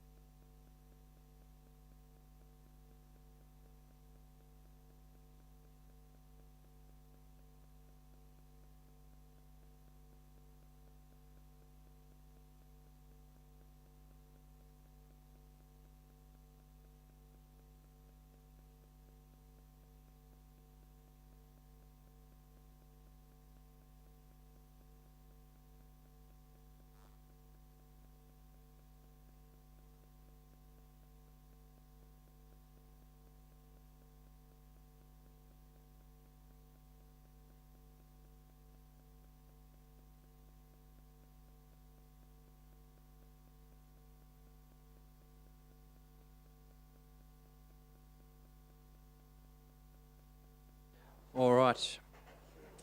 I'll just call everyone back to order. So the results of the poll has indicated that attendance would be by Councillor Sharp and Councillor Noonan. All right, so I need someone to move an amendment to recommendation number 2 to nominate Councillor Sharp and Councillor Noonan as the preferred proxy. So that is... Oh, yep, sorry, no, I've jumped the gun there. I need to put standing orders back in. Thank you for reminding me. So I'll move that we reinstate standing orders 10.1. Seconded, Councillor Dillon. All those in favour? That's carried unanimously. Call now goes back to the mover first. Yeah, thank you, Mr. President. As I think as you were about to address, while standing orders were suspended, as I've moved the motion, I can't move an amendment, but I'd encourage councillors to now move the outcome, move an amendment to the officer's recommendation that I have moved in the purpose to fill in the results of the ballot that took place while standing orders were suspended. But I will just add as well, obviously I didn't make a contribution to while standing orders were suspended, and of course point 1 endorses the Shire President and myself to attend. And I'd like to say in the past 9 years I have attended 2 WOLGA conferences, but I've actually never attended as a voting delegate. So I would very much appreciate the support of council to attend this year as a voting delegate, to be able to take part in the AGM, and I hope that with the outcomes of the ballot endorsed with the motion, that councillors will support my attendance. All right, as seconder, I'll reserve the right. Is there a mover for that amendment to Councillor Terrantroy? So amendment. That's to place Councillor Sharp and Councillor Noonan as the proxies. Yep. Is there a seconder to that amendment? Councillor Dillon. Councillor Terrantroy. Oh, look, I'm just really happy that 2 councillors who haven't been are going. That's fantastic. And I don't have a problem with the Vice President or President going, because they could, yeah. And my thing, the thing that was deferred to next meeting was very clear on that policy. Thank you. Councillor Dillon. Thank you, Mr. President. Look, I was half keen on going this year, but as a new retail manager, my time's a bit pressed. So keep me in mind for next year, and I'd like to congratulate Councillor Noonan and Councillor Sharp on representing the Shire. I know you'll do it with flair. Are there any speakers for or against that amendment? No. Councillor Terrantroy, you wish to close? Just congratulating everyone who's going, the 4 councillors. Thank you. I'll put that amendment to the vote. Those in favour?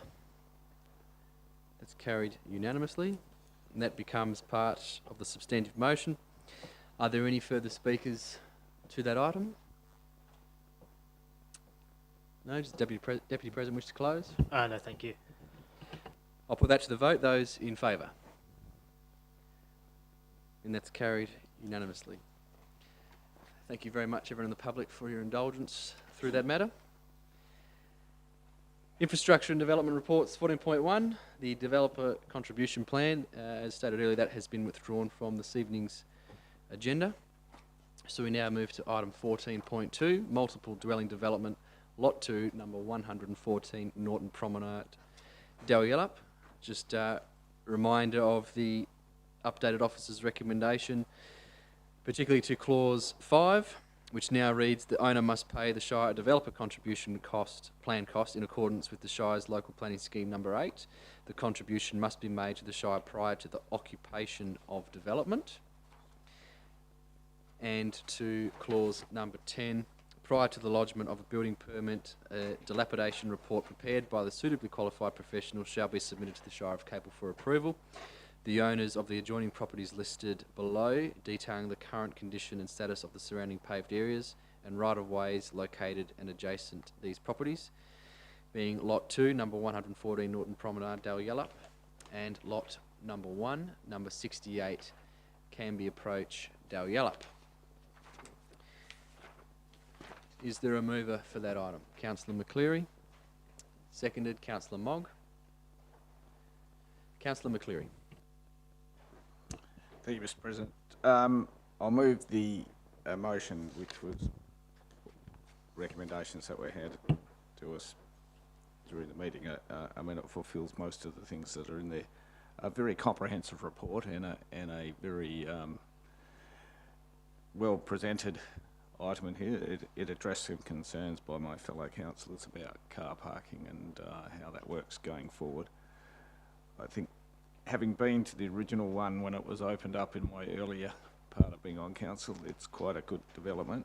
I also appreciate the landscaping that's done around the newer building, two-storey building approaching the wetland there. I think it's a very appropriate location for this kind of development. It's close to shops, close to other things.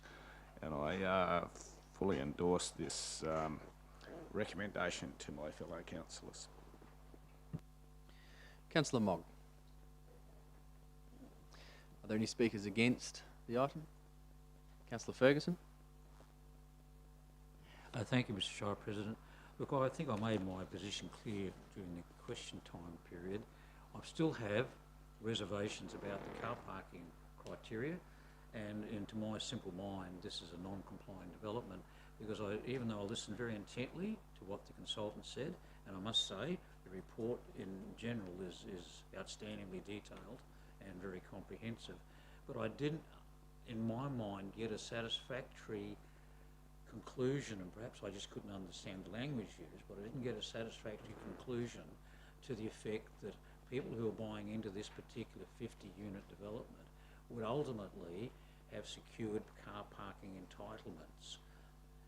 Now, the spillover effect into the adjoining underutilised space makes sense at one level, but whilst it's committed in one existing DA to a prior development approval, I can't see how we can provide certainty unless the proponent, or the developer in this case, give a specific title or entitlement on the contract of sale for the particular unit purchase, or amends the original development application for the spillover site to relinquish their entitlement to that for that particular purpose that it was originally nominated for, and provide part of it or all of it to this particular development.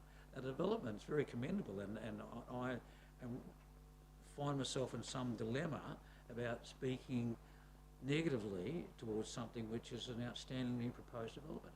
It's also true that if you dug a hole in the ground to put the underground car parking in to deal with it, well, not that it's our job to look after developers' financial interests, but it would probably mean that the whole thing would not be financially viable. But I've got to say, I would rather see something in the motion, or I'd like to see an undertaking from the developer to amend their existing development application approval to ensure that the people who ultimately buy into this particular project have certainty that their car parking entitlement will carry into the future. Thank you. Are there speakers for the proposal? Councillor Noonan. Thank you, Mr. President. Thank you, Councillor Ferguson, and other councillors who've spoken already. I'd like to thank Mr. Ogilvie and Mr. Underwood for coming along this evening and for your presentation. I'd like to thank you as well for the comments that you made in relation to the cooperation that you've had with staff, and I'd also like to commend our staff for the very professional way that you have handled this proposal, and the way that you've kept us informed as well about how it's developed. You've certainly answered all of the questions that I have had, and so I'm very comfortable with the proposal as it is. I'd just point out that that Bethany could have gone straight to JDAP and bypassed us as a council, and that is a problem that that councils, local governments all over the state are having, that they're simply being bypassed.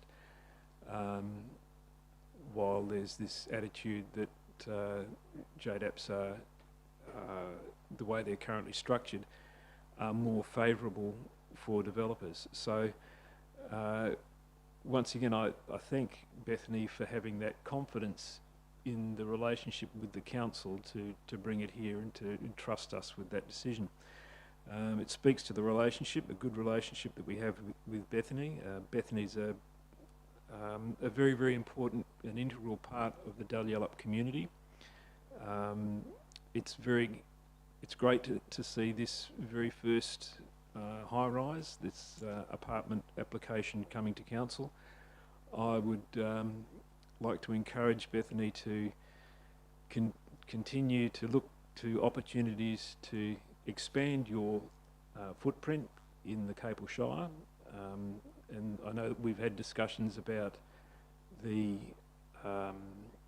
desire, particularly for people from an agricultural background, and it's not just from within the Shire, but it's from the wheat belt. When they retire, they certainly don't want to look at Perth or the metropolitan area.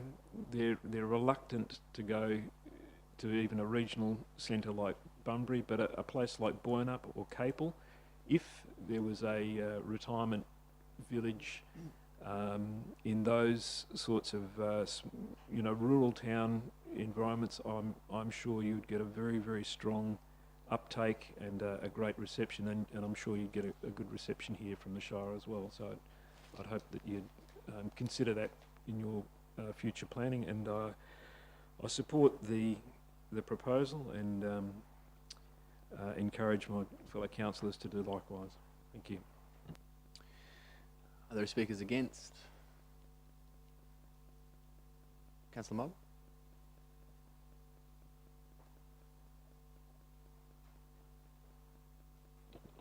Thank you, President. I'd just like to put my two bob worth. I support Councillor Ferguson's sentiments.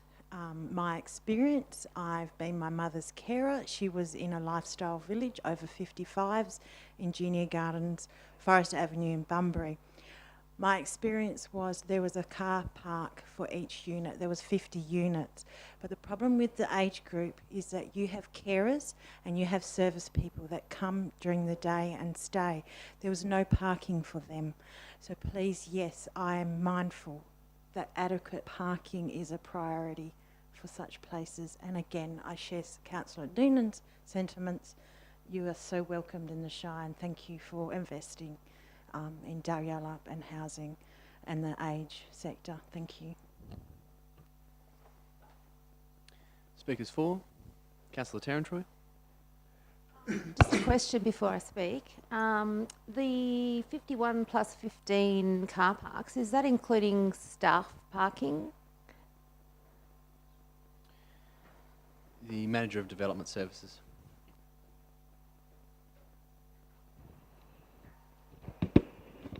Thank you, Councillor.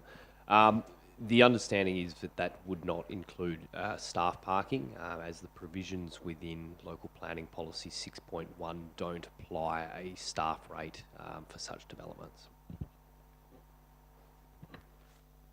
Thank you. So yeah, I'm quite supportive of this motion. Through you, Doug, I'd like to thank Shane Ogilvie and Ross Underwood for their presentation or deputisation today. I think that it's a very good and well-needed housing development in Dalyellup. We have lots of aged people who need 55 and over who need accommodation, and a lot more with that too in our community. So any high-density living development is welcome when it meets all policy and the planning scheme. So yes, I just encourage my fellow councillors to vote for this. Thank you. Are there any further speakers to the item? The Deputy President? Yeah, thank you, Mr. President. Just to address some of the concerns around parking, and I think firstly is the difference between non-complying and approved with variation, and council's being asked to approve with variation to the to compliance in this case. But as for the idea of certainty around parking into the future, the site does to some degree need to be looked at in the way that the master plan has taken place. So from what I understand, this is the last of the high density or highly dense urban development in the space, because the remainder of the space under this lot is planned for dwellings that will have their own parking availability. And the comment around staff is, I understand it's not overly assisted living, this is over 55s. So as for, this has happened, the Shire has been in this situation before where parking has existed in a different developer, a different application or a different circumstance that would address some of the shortfalls of parking. There's a outstanding DA right here on the main street in regards to a restaurant development that was underway at the same time as the Shire was investing significantly in main street parking that would ultimately provide the requirements for parking in the main street of Capel. So I myself am happy with the variation, very happy with the application. I'm very glad to see that applications like this do come to council and don't always necessarily go straight to the development assessment panel. I'm happy with the variations that take place. There is a number of variations around personal spaces and other things as well, but they are relatively minor. But it is difficult to deal with it in this mechanism because you do have to look at each DA for what it is, and your 55 other bays are obviously included in a different DA. But I think that when you look at the area itself and you think of the work that's traditionally been there, or the two facilities that had traditionally been there, and the other public shared facility out the back, and the parking that's been adequate for those two, in addition to the newer development that we're all familiar with, which has had significant parking added to that as well, the addition of the 51 bays along with this development, I think is is very reasonable, and particularly when you look at what the future developments are on the site as well. I think the certainty around access and security of parking is not a concern of mine. So I'm very happy to support the officer's recommendation and endorse this DA. Are there any other speakers? Councillor Dillon. Thank you, Mr. President. As someone who doesn't normally like repeating what's already been said, I'm going to repeat what's already been said. I would like to agree with Councillor Noonan. He took the words right out of my mouth. Thank you to the gents from Bethany for coming in and making the presentation tonight. It's, as Councillor Noonan said, it's great that you've got a great working relationship with the Shire and that you would come to council rather than go to JDAP. I honestly really appreciate that. We need more of this type of housing options in our Shire. And I don't share the concerns of some of my fellow councillors about parking. I probably side with the Deputy President when he spoke to the item just then. But we do need more housing of this sort in our Shire. I would urge the gentleman across the way to keep an eye on Boyne up in Capel as well. And I would like to commend the motion to council. Are there any other speakers? Well, everyone else has had a crack, so I'll have a little bit of a turn as well. So, well, look, I'll probably rehash a few things, but I'll try and go on a different tack. So, look, yeah, the car parking issue is not really too much of a concern for me. I think it's been addressed adequately in the report with the ample parking that is available on site. I think the challenge they're going to have there is residents complaining about getting a little bit too wet. So, I suppose in the future we might see a building application for putting a cover over it all, but we'll see that and deal with that in the future if it eventuates that way. But I think this is a very exciting development, not only for Bethany and Dalyellup, but and the Dalyellup area, but for the Shire and the region in general. It's something that I do think we need to see a little bit more of. I'd actually like to see a bit more of apartment-style buildings in Dalyellup, not only just for the age, but also for all other types of residents in the area. And that's what we do pride ourselves on, and is that diverse offering of housing we do have, right from the large rural blocks all the way down to the small residentials, and now for some of the aged people in our district, the offering of an apartment style living. So fantastic to see it. Just also like to point out that for some reason, this evening in the items tonight on the papers, we've got multiple items on aged person accommodation. in the Shire of Capel, which has the highest youth population of any local government in Western Australia. So it's quite an interesting take on things. So, but it does show what we're seeing is that changing dynamic of families in the district, and more people choosing to settle in this area where it does have that unique offering and the quick connections to the two cities, the airport and the port. So very supportive of this development. Be quite glad to see what else happens in that space, and to echo the sales pitch from around the table that has happened this evening, I do hope you do look at other areas we've got in the district as well, so for future development. So with that, I'll leave my comments there. So I think that's everyone that's spoken to the item. If not, I'll return to the mover, Councillor McCleary. Thank you, Mr. President. Thank you, councillors. Look, I'll start off this. We're in an environment where housing is quite important, and one might say that this generation of people that move into here free up some other dwellings in the world of accommodation, and that opens it up for the younger generation to move into those areas. So that's one of the important things. Car parking, I'll note that on page 77 of the agenda item, there's a list of car parking, and we're going to exceed what's required by 46 car parks in the overall development. So that's a plus. We also heard earlier in the night that when someone signs out for accommodation, car parking will be allocated. I understood on that, and so that gives me satisfaction that that's going to be addressed. As far as anything going to that, it doesn't guarantee an outcome. It's just a different process, and some of these things would be raised in there, whether it's complying or non-complying. I appreciate the Deputy President's input in addressing some of the things. It is variations to an application. The staff have looked at it quite intently, and a bit of negotiations come out at the end of it. I think this is an appealing development that needs to proceed, and I recommend this one to the vote of my fellow councillors. And with that, I'll put it to the vote. Those in favour? That's carried unanimously. All right.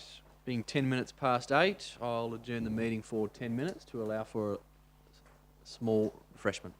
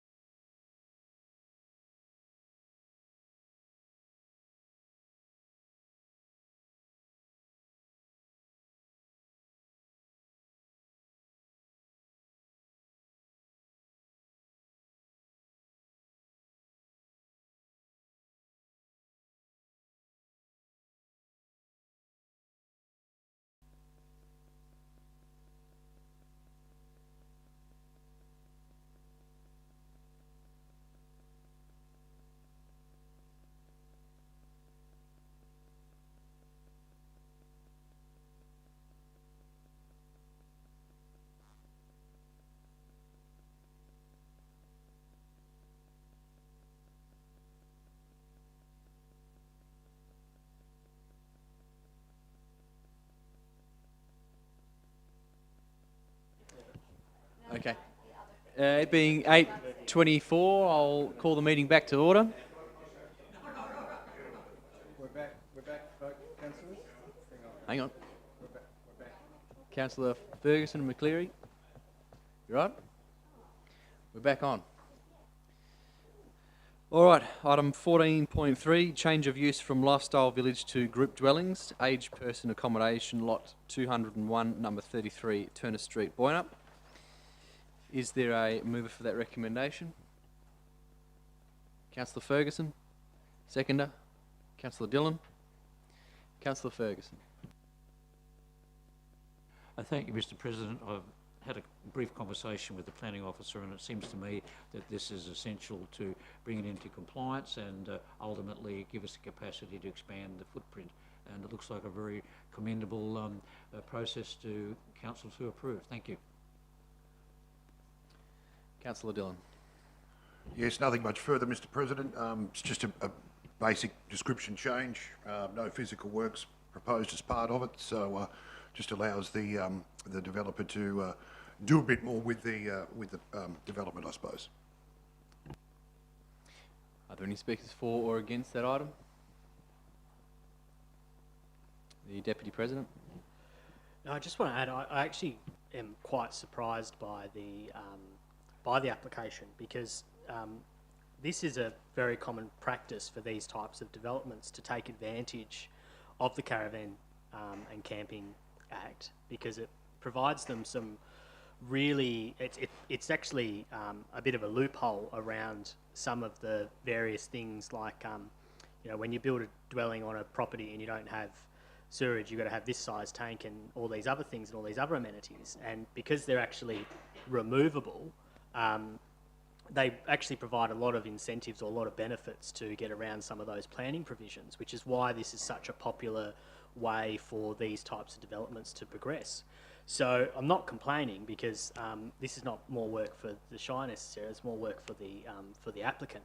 But I did actually meet with or run into some of the team from Meadowbrook when I was at the last BPA meeting, and they were actually explaining to me that because of the Caravan and Camping Act, when they put a when they actually bring in the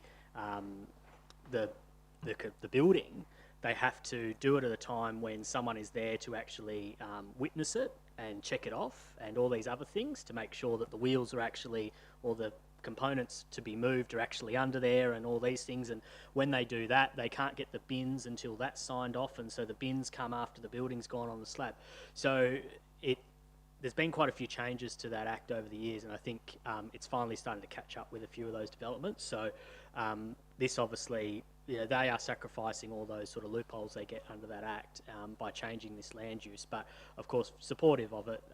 But it is, yeah, it's very, it's a bit of interesting history around how these types of developments occur. But supportive, and then knowing that there's a subsequent item as well regarding some of the future planning. Are there any other speakers to the item? Councillor Ferguson, you wish to close?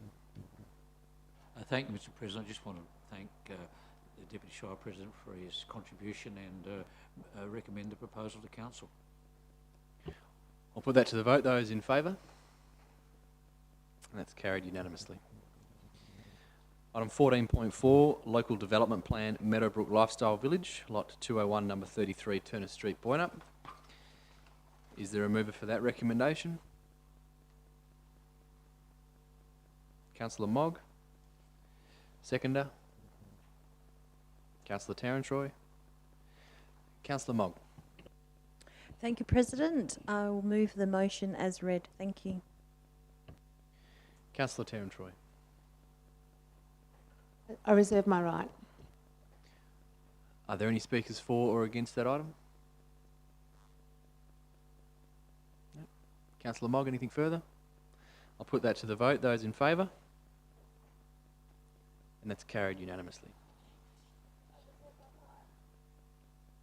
You're the seconder. You have to request the call back, though.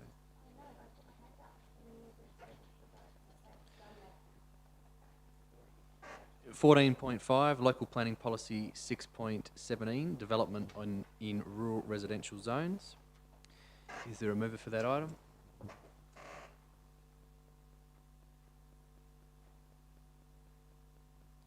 Move the Deputy President. Is there a seconder? Councillor McCleary. The Deputy President. I'll just give the Shire President the benefit of saying I won't raise any of the conversations we had around this policy and whom they do and don't apply to, and how land uses are a very reasonable thing to use as a terminology in a policy. But you know, glad to see it's come back from advertising, and yeah, happy to endorse the final policy. Councillor McCleary. Thank you, Mr. President. Thank you, Deputy President. Look, this is putting it out for advertising. It'll come back to council at a later date for final approval. I think it'll be interesting to get the comments from the general community on this one before it becomes an endorsed policy or not. Are there any speakers for or against the policy?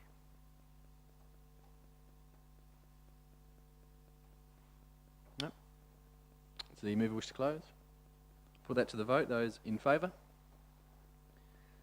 Those against? And that's carried 8-1.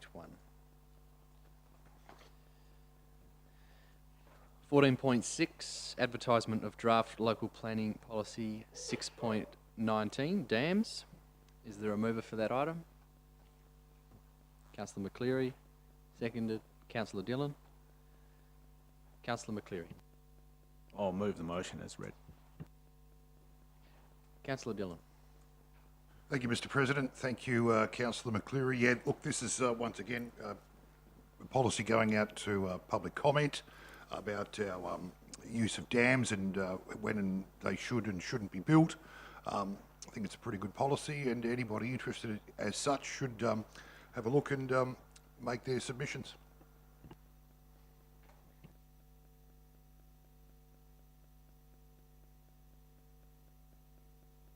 Hey, Mr. President, can I just ask a question? So this is a new policy, and the background obviously refers to many development applications received for dam construction previously. So can I just get an understanding of how the Shire currently manages and assesses applications for dams? The Manager of Development Services. Thank you, Councillor. Essentially, the application for dams will come through to Shire officers to assess. Predominantly, most of the recommendation is informed by comment from DWER in terms of referrals. Essentially, we've found that there is a significant lack or shortfall of discretionary criteria within our planning framework to inform officers in terms of the decision making around dams. Hence the reason why there is some comprehensive provisions within this. So more so a guiding or informing document in order for officers to make a decision moving forward. So there will still be the same level of involvement with state government agencies, but it is done more so now in a manner that is relying upon our own framework as opposed to solely the recommendation or advice from a state government agency. Can I just ask some follow-up questions, if it's all right? So is my understanding then from that response is that we don't currently have a local framework for assessing dam applications. So we rely on essentially feedback from state government departments and their frameworks on whether we do or don't approve it or approve it with conditions. Is that correct? That'd be correct, yeah. So unfortunately, because it's not necessarily considered to be a land use, there is an opportunity for someone, for example, to propose this in an industrial area or a residential zone. So from our perspective, the way in which that policy reads is to stipulate zones where it would be clearly outlawed and provide a number of zones in which an application for a dam can be considered. So I suppose that was probably the shortfall of the framework at that point in time. But yes, we do rely heavily upon the comments, particularly from DWER, when it does come to decision making for a dam that is lodged at the present time. Sorry. So I can presume then that figures like the 8,000 kilolitres threshold and things like that, that's all things that have existed in previous DWER frameworks. I notice there's the special area control areas. I understand that exists because I've had a number of farmers raise with me in some areas in the southwest that can't progress approvals because of those special control areas. But I'm presuming those figures are consistent with what DWER's framework is or state government's framework is? That'd be correct, and it is also consistent with several other local planning policies for other local governments with a rural residential lifestyle. Yeah, I think in addition to that, I just wanted some clarity around when new policies come to council. I think it's about assessing if there's an impost on people who traditionally would do this work, and I know there are local governments that have quite a bit of freedom around the development of dams, and there is quite a few exemptions for dam developments at a state government level, which I get that there's the threshold, the trigger threshold within this policy as well. And that's just where my line of questioning is, just making sure that we're consistent. If we are starting to assess these with a local framework, we also don't want to be creating an impost on local farmers who are attempting to ultimately collect water for the sake of producing food. So, but happy to endorse the policy to be advertised. Thank you. Are there any further speakers? Councillor Noonan? Thank you, Mr. President. And I suppose further to Councillor Ciano's questions, if I might ask that in the background it talks about the purpose of the policy, providing guidance for decision making for the Shire officers, particularly in relation to complexity of issues associated with modifying water courses or creating water bodies. So creating water bodies in ecologically sensitive areas, I'd say the whole Shire is ecologically sensitive. Creating water bodies, that's the dam, but the modifying water courses, that actually would also encompass creating channels to channel water into dams, and so that's altering the natural flow of water into the creek and river system of the Shire. So it's actually, that's fundamentally different to just damming a creek, a existing creek or river. So my question is, and it's called dams, but should it also include channels, man-made, human-made channels and dams?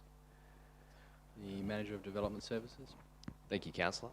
We can certainly investigate an alternative title if need be, acknowledging that the objectives of that policy are not necessarily stipulated to dams exclusively, but also any changes to any water tributaries. Yeah, thank you very much. I'm happy with that. If that's also made quite clear in the public consultation, I think it's good to be going out to ask people what they think about that. Thank you. Are there any other speakers to that? Councillor Tarantroy? Yeah, thank you, Councillor Noonan. It does say that the policy will provide suitable guidelines for dam applications and detailing the level of information that's required. But the bits I like is that it minimises environmental impacts of dams on local water resources and vegetation. So I think that in itself says that it will protect the natural water courses. And then it talks about avoiding visual aesthetic impacts, but also it says about dam sizes relating to the capacity and catchment of the site and intended use. So catchment, not taking a water, like doing a channel from a creek into their dam. It doesn't say anything like that. So that sort of comforts me. And I agree with your sentiments, Councillor Noonan. Thank you. Are there any other speakers the item. Councillor Ferguson. Thank you, Mr. Shire President. Look, I just want to endorse what Councillor Noon and Councillor Tarrantworth said, and also Councillor Sciano. But this is one of those sleeper policies. It appears to be sort of pretty mundane and innocuous and what have you, but it has very significant environmental impacts. And the alteration, damming and modification of watercourses leading from catchment areas into major river flows or stream flows is hugely important. And I know Councillor Hano wants to, shall we say, provide that element of independence and protection to the rural producers, but they are part of the big picture. They're not isolated, and I think this policy, as best as I can read it, and it'll be up for comment, provides council with some capacity to ensure that those environmental and major considerations that affect the entire land use are taken into account. So I commend it. Thank you. Are there any further speakers? Councillor McCleary. Thank you, Mr. President. I'll start with a question with the technical officer. It's my understanding that where control river flows as such, and in dam designs and taking water offline, they have to take into consideration the natural flow of water in that watercourse, and the dam design should reflect that. Manager of Development Services.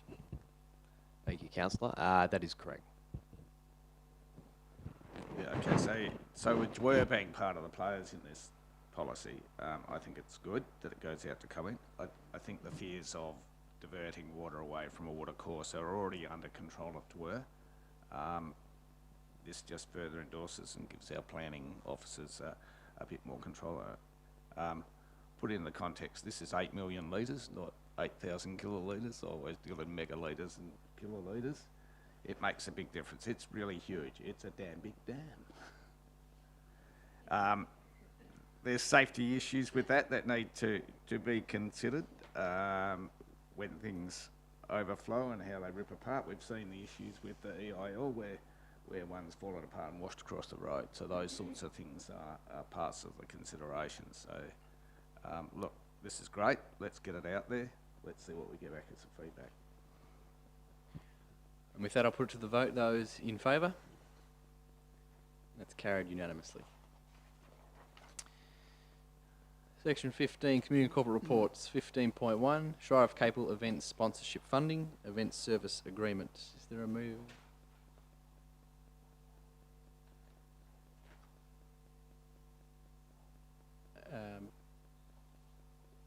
Sure. I'll adjourn the meeting for 1 minute. Right.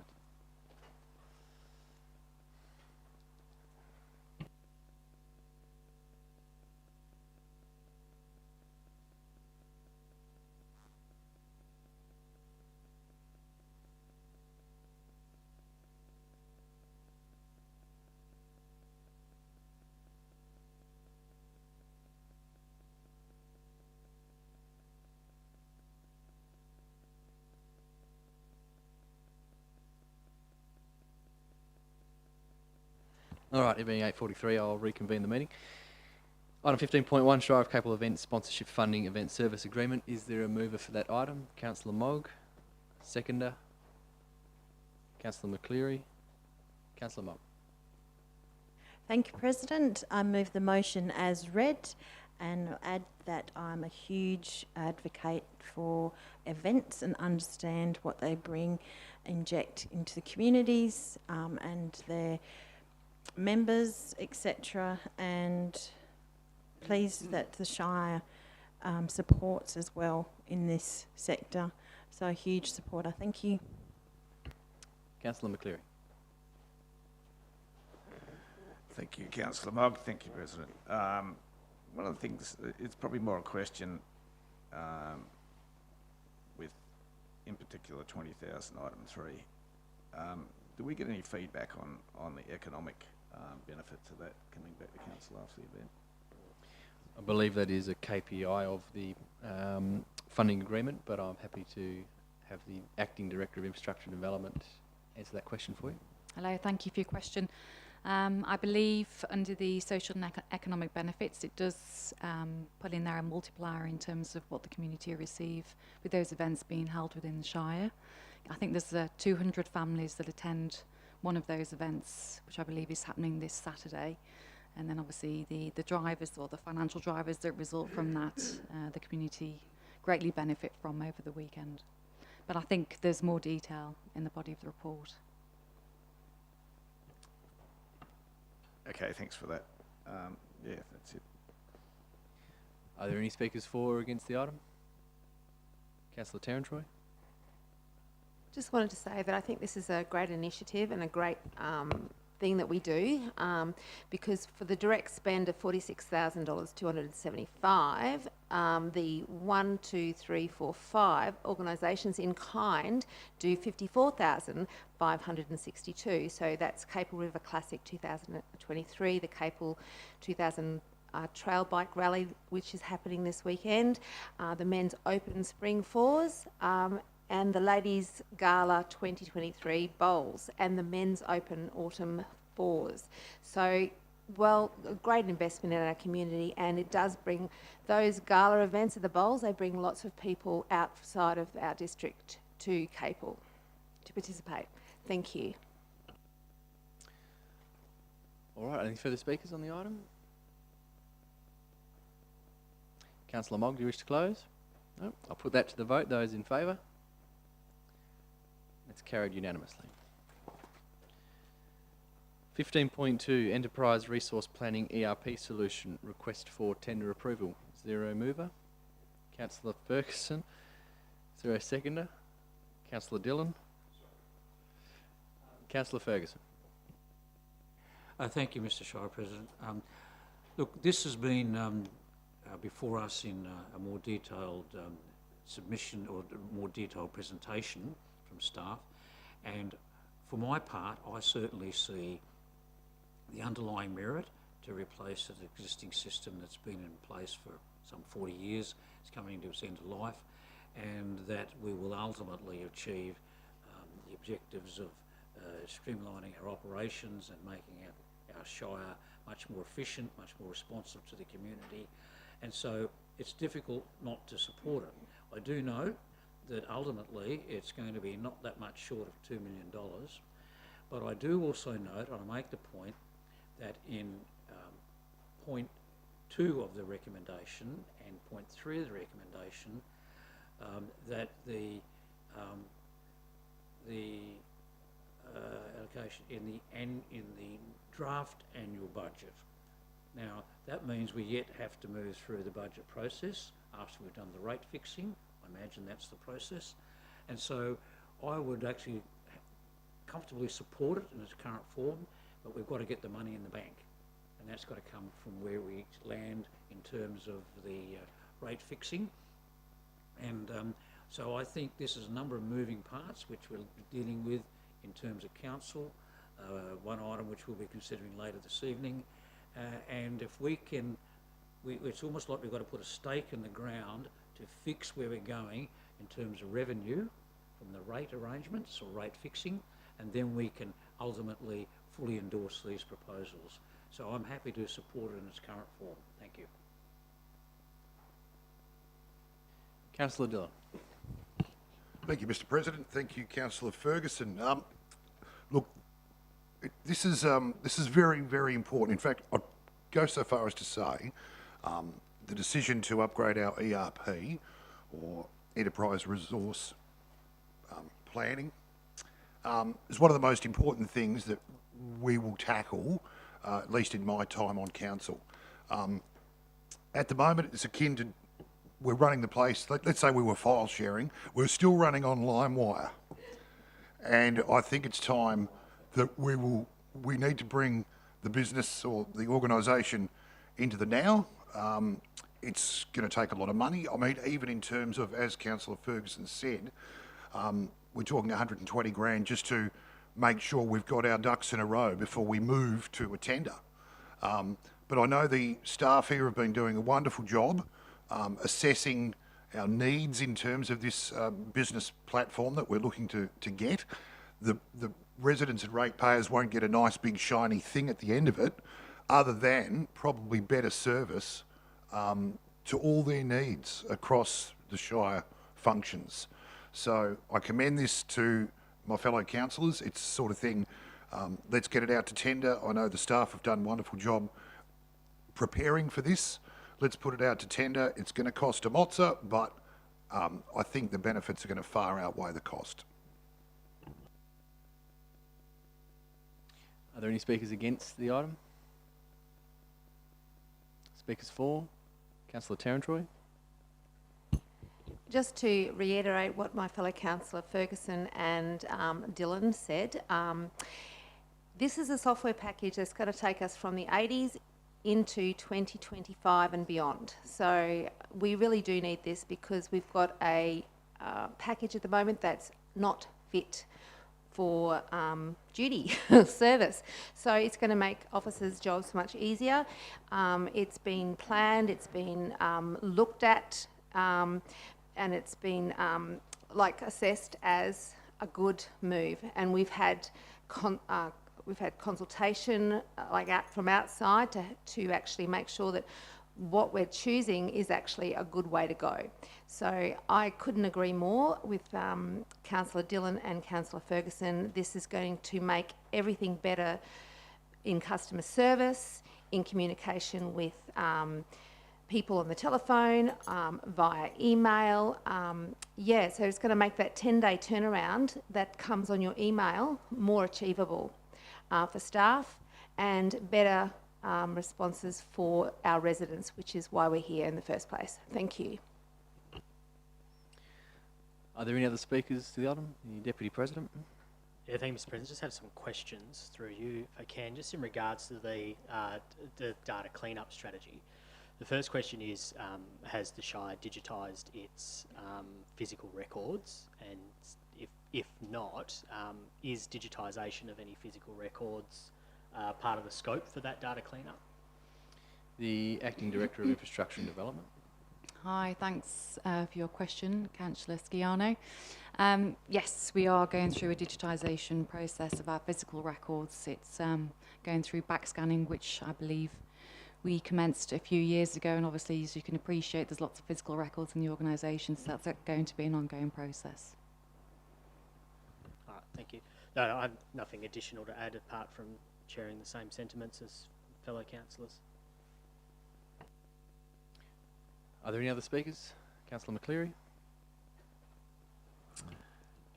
Thanks, Mr. President. Thanks for everyone talking before. Look, yeah, it's something in a draft annual budget. We've got to talk about that when everything comes back. I can see developing this ERP that will seem to get some efficiencies back into the organisation, which is what we're aiming for, and a better record keeping process. The dollars concern me going forward, but I think that's the price that we're going to be paying. As I said, it's very dependent on what we do with the draft annual budget when it comes back from public comment.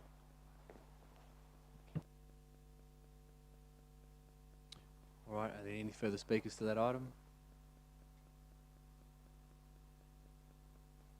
No. Councillor Ferguson, you wish to close? Thank you, Mr. Shire President. I want to thank the councillors who have spoken in support of this particular motion, but I also want to particularly address the comments that Councillor Dillon made. And this, in fact, will be one of the most significant determinations we make in this term of council. And I think if we can get this right, in other words, fund it, we've got to get that up and done. And then we choose wisely the particular contractor and software provider and implementation strategy that will come with that.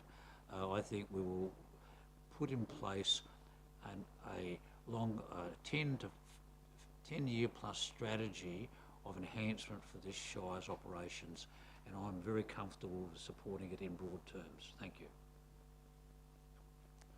I'll put that to the vote. Those in favour? That's carried unanimously. 15.3, Delegations Review 2024. Is there a member for that recommendation? The Deputy President. Is there a seconder? Councillor Mogg. The Deputy President. Thank you, Mr. President. Generally very minor variations to any of our delegations. Councillors would have probably been wondering why the disposal of timber was on my mind earlier today when Councillor Noonan brought it up. Was probably the main one that I wanted to just raise in this meeting, just given the fact that the Conservation and Land Management Act Amendment 2024 only went through Parliament last week, so which was in relation to timber production and salvage timber sales. So the legislative requirements around what is salvage timber and how that can be disposed of has changed. And problematically, so the majority of that change to that legislation was to stamp out the commercial production of the commercial timber production, which this is not. This is salvage timber. Provides provisions for salvage timber, but then provides them in regulations which we don't really know what they are yet. So that may not meet future legislative requirements on the disposal of timber, or might not meet the definition of salvage timber. But I mean, as we sit here today, that legislation is still yet to be finalised through the Legislative Council and be ascended. So otherwise, I mean, I usually, when I go through these delegations, I look straight for the ones that are about money and procurement, because they're always the interesting ones. You know, debt write-offs from 2,000 to 2,500, not really a big deal. I think actually quite beneficial with the fact that you know, being able to be in a space where we actually quite often have those charitable rate concessions come to council, which, as much as it's a lovely, good, feely thing when we give access, Accord West and others, these commissions every time, these concessions every time they come to council each year, it's not something that needs to be on the agenda. The organisation should be able to do that. So, but yeah, apart from maybe just checking up on the legislative requirements for that disposal of timber, I'm happy to endorse the delegations attached. Thank you. Councillor Mogg. Are there any speakers for or against that item?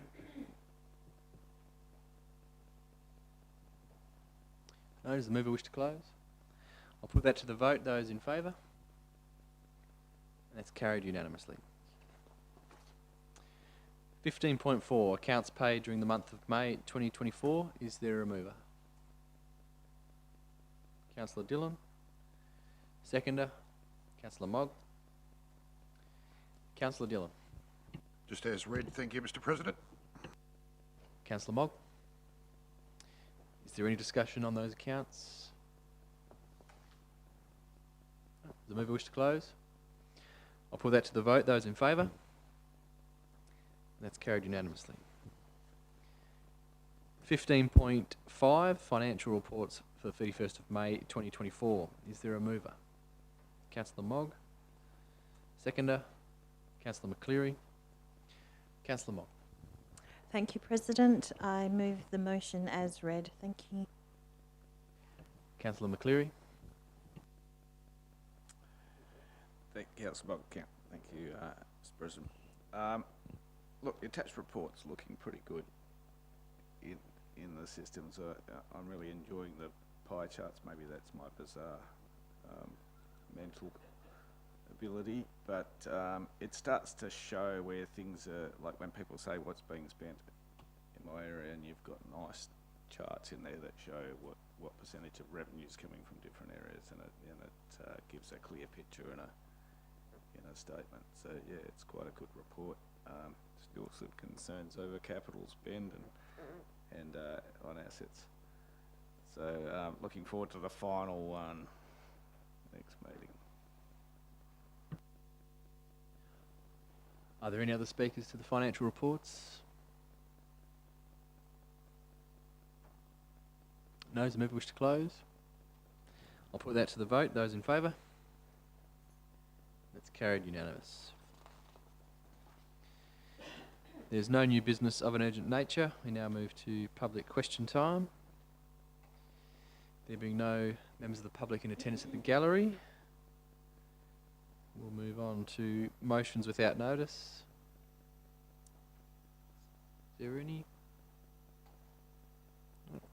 Is there any notices of motions for consideration at the next ordinary meeting of the council? Nope. We now move to items for consideration behind closed doors. There is one item, so I will move the procedural motion that the meeting be closed to members of the public in accordance with the Shire of Capel Standing Orders Local Law 2016. 12.1G to consider the following confidential item, 20.1 Dahlia Library lease. That's seconded by Councillor Dillon. All those in favour? That's carried unanimously.